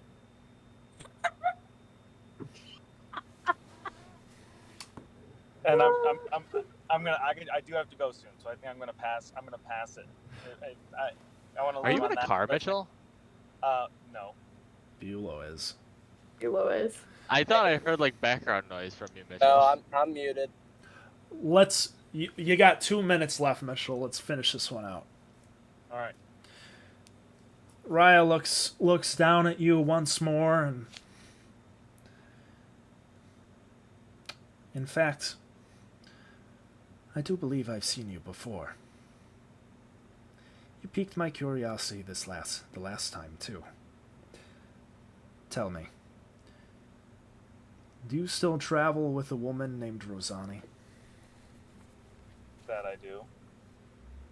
Good. And your other companions ride with you? Yes.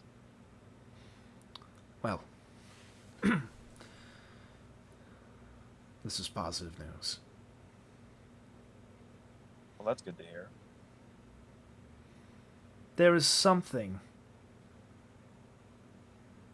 She looks at you.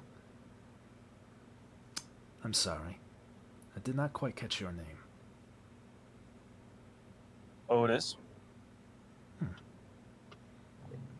Pleasure, Otis. There is Pleasure, something. well.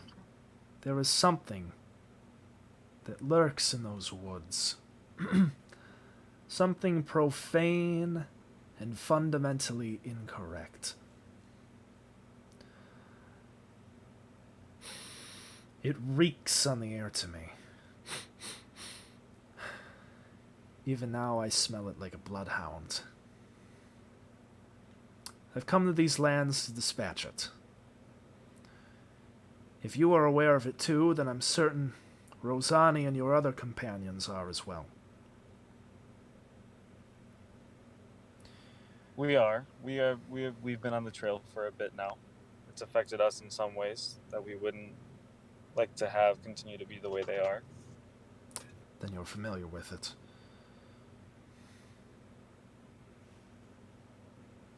It reeks of death, Otis.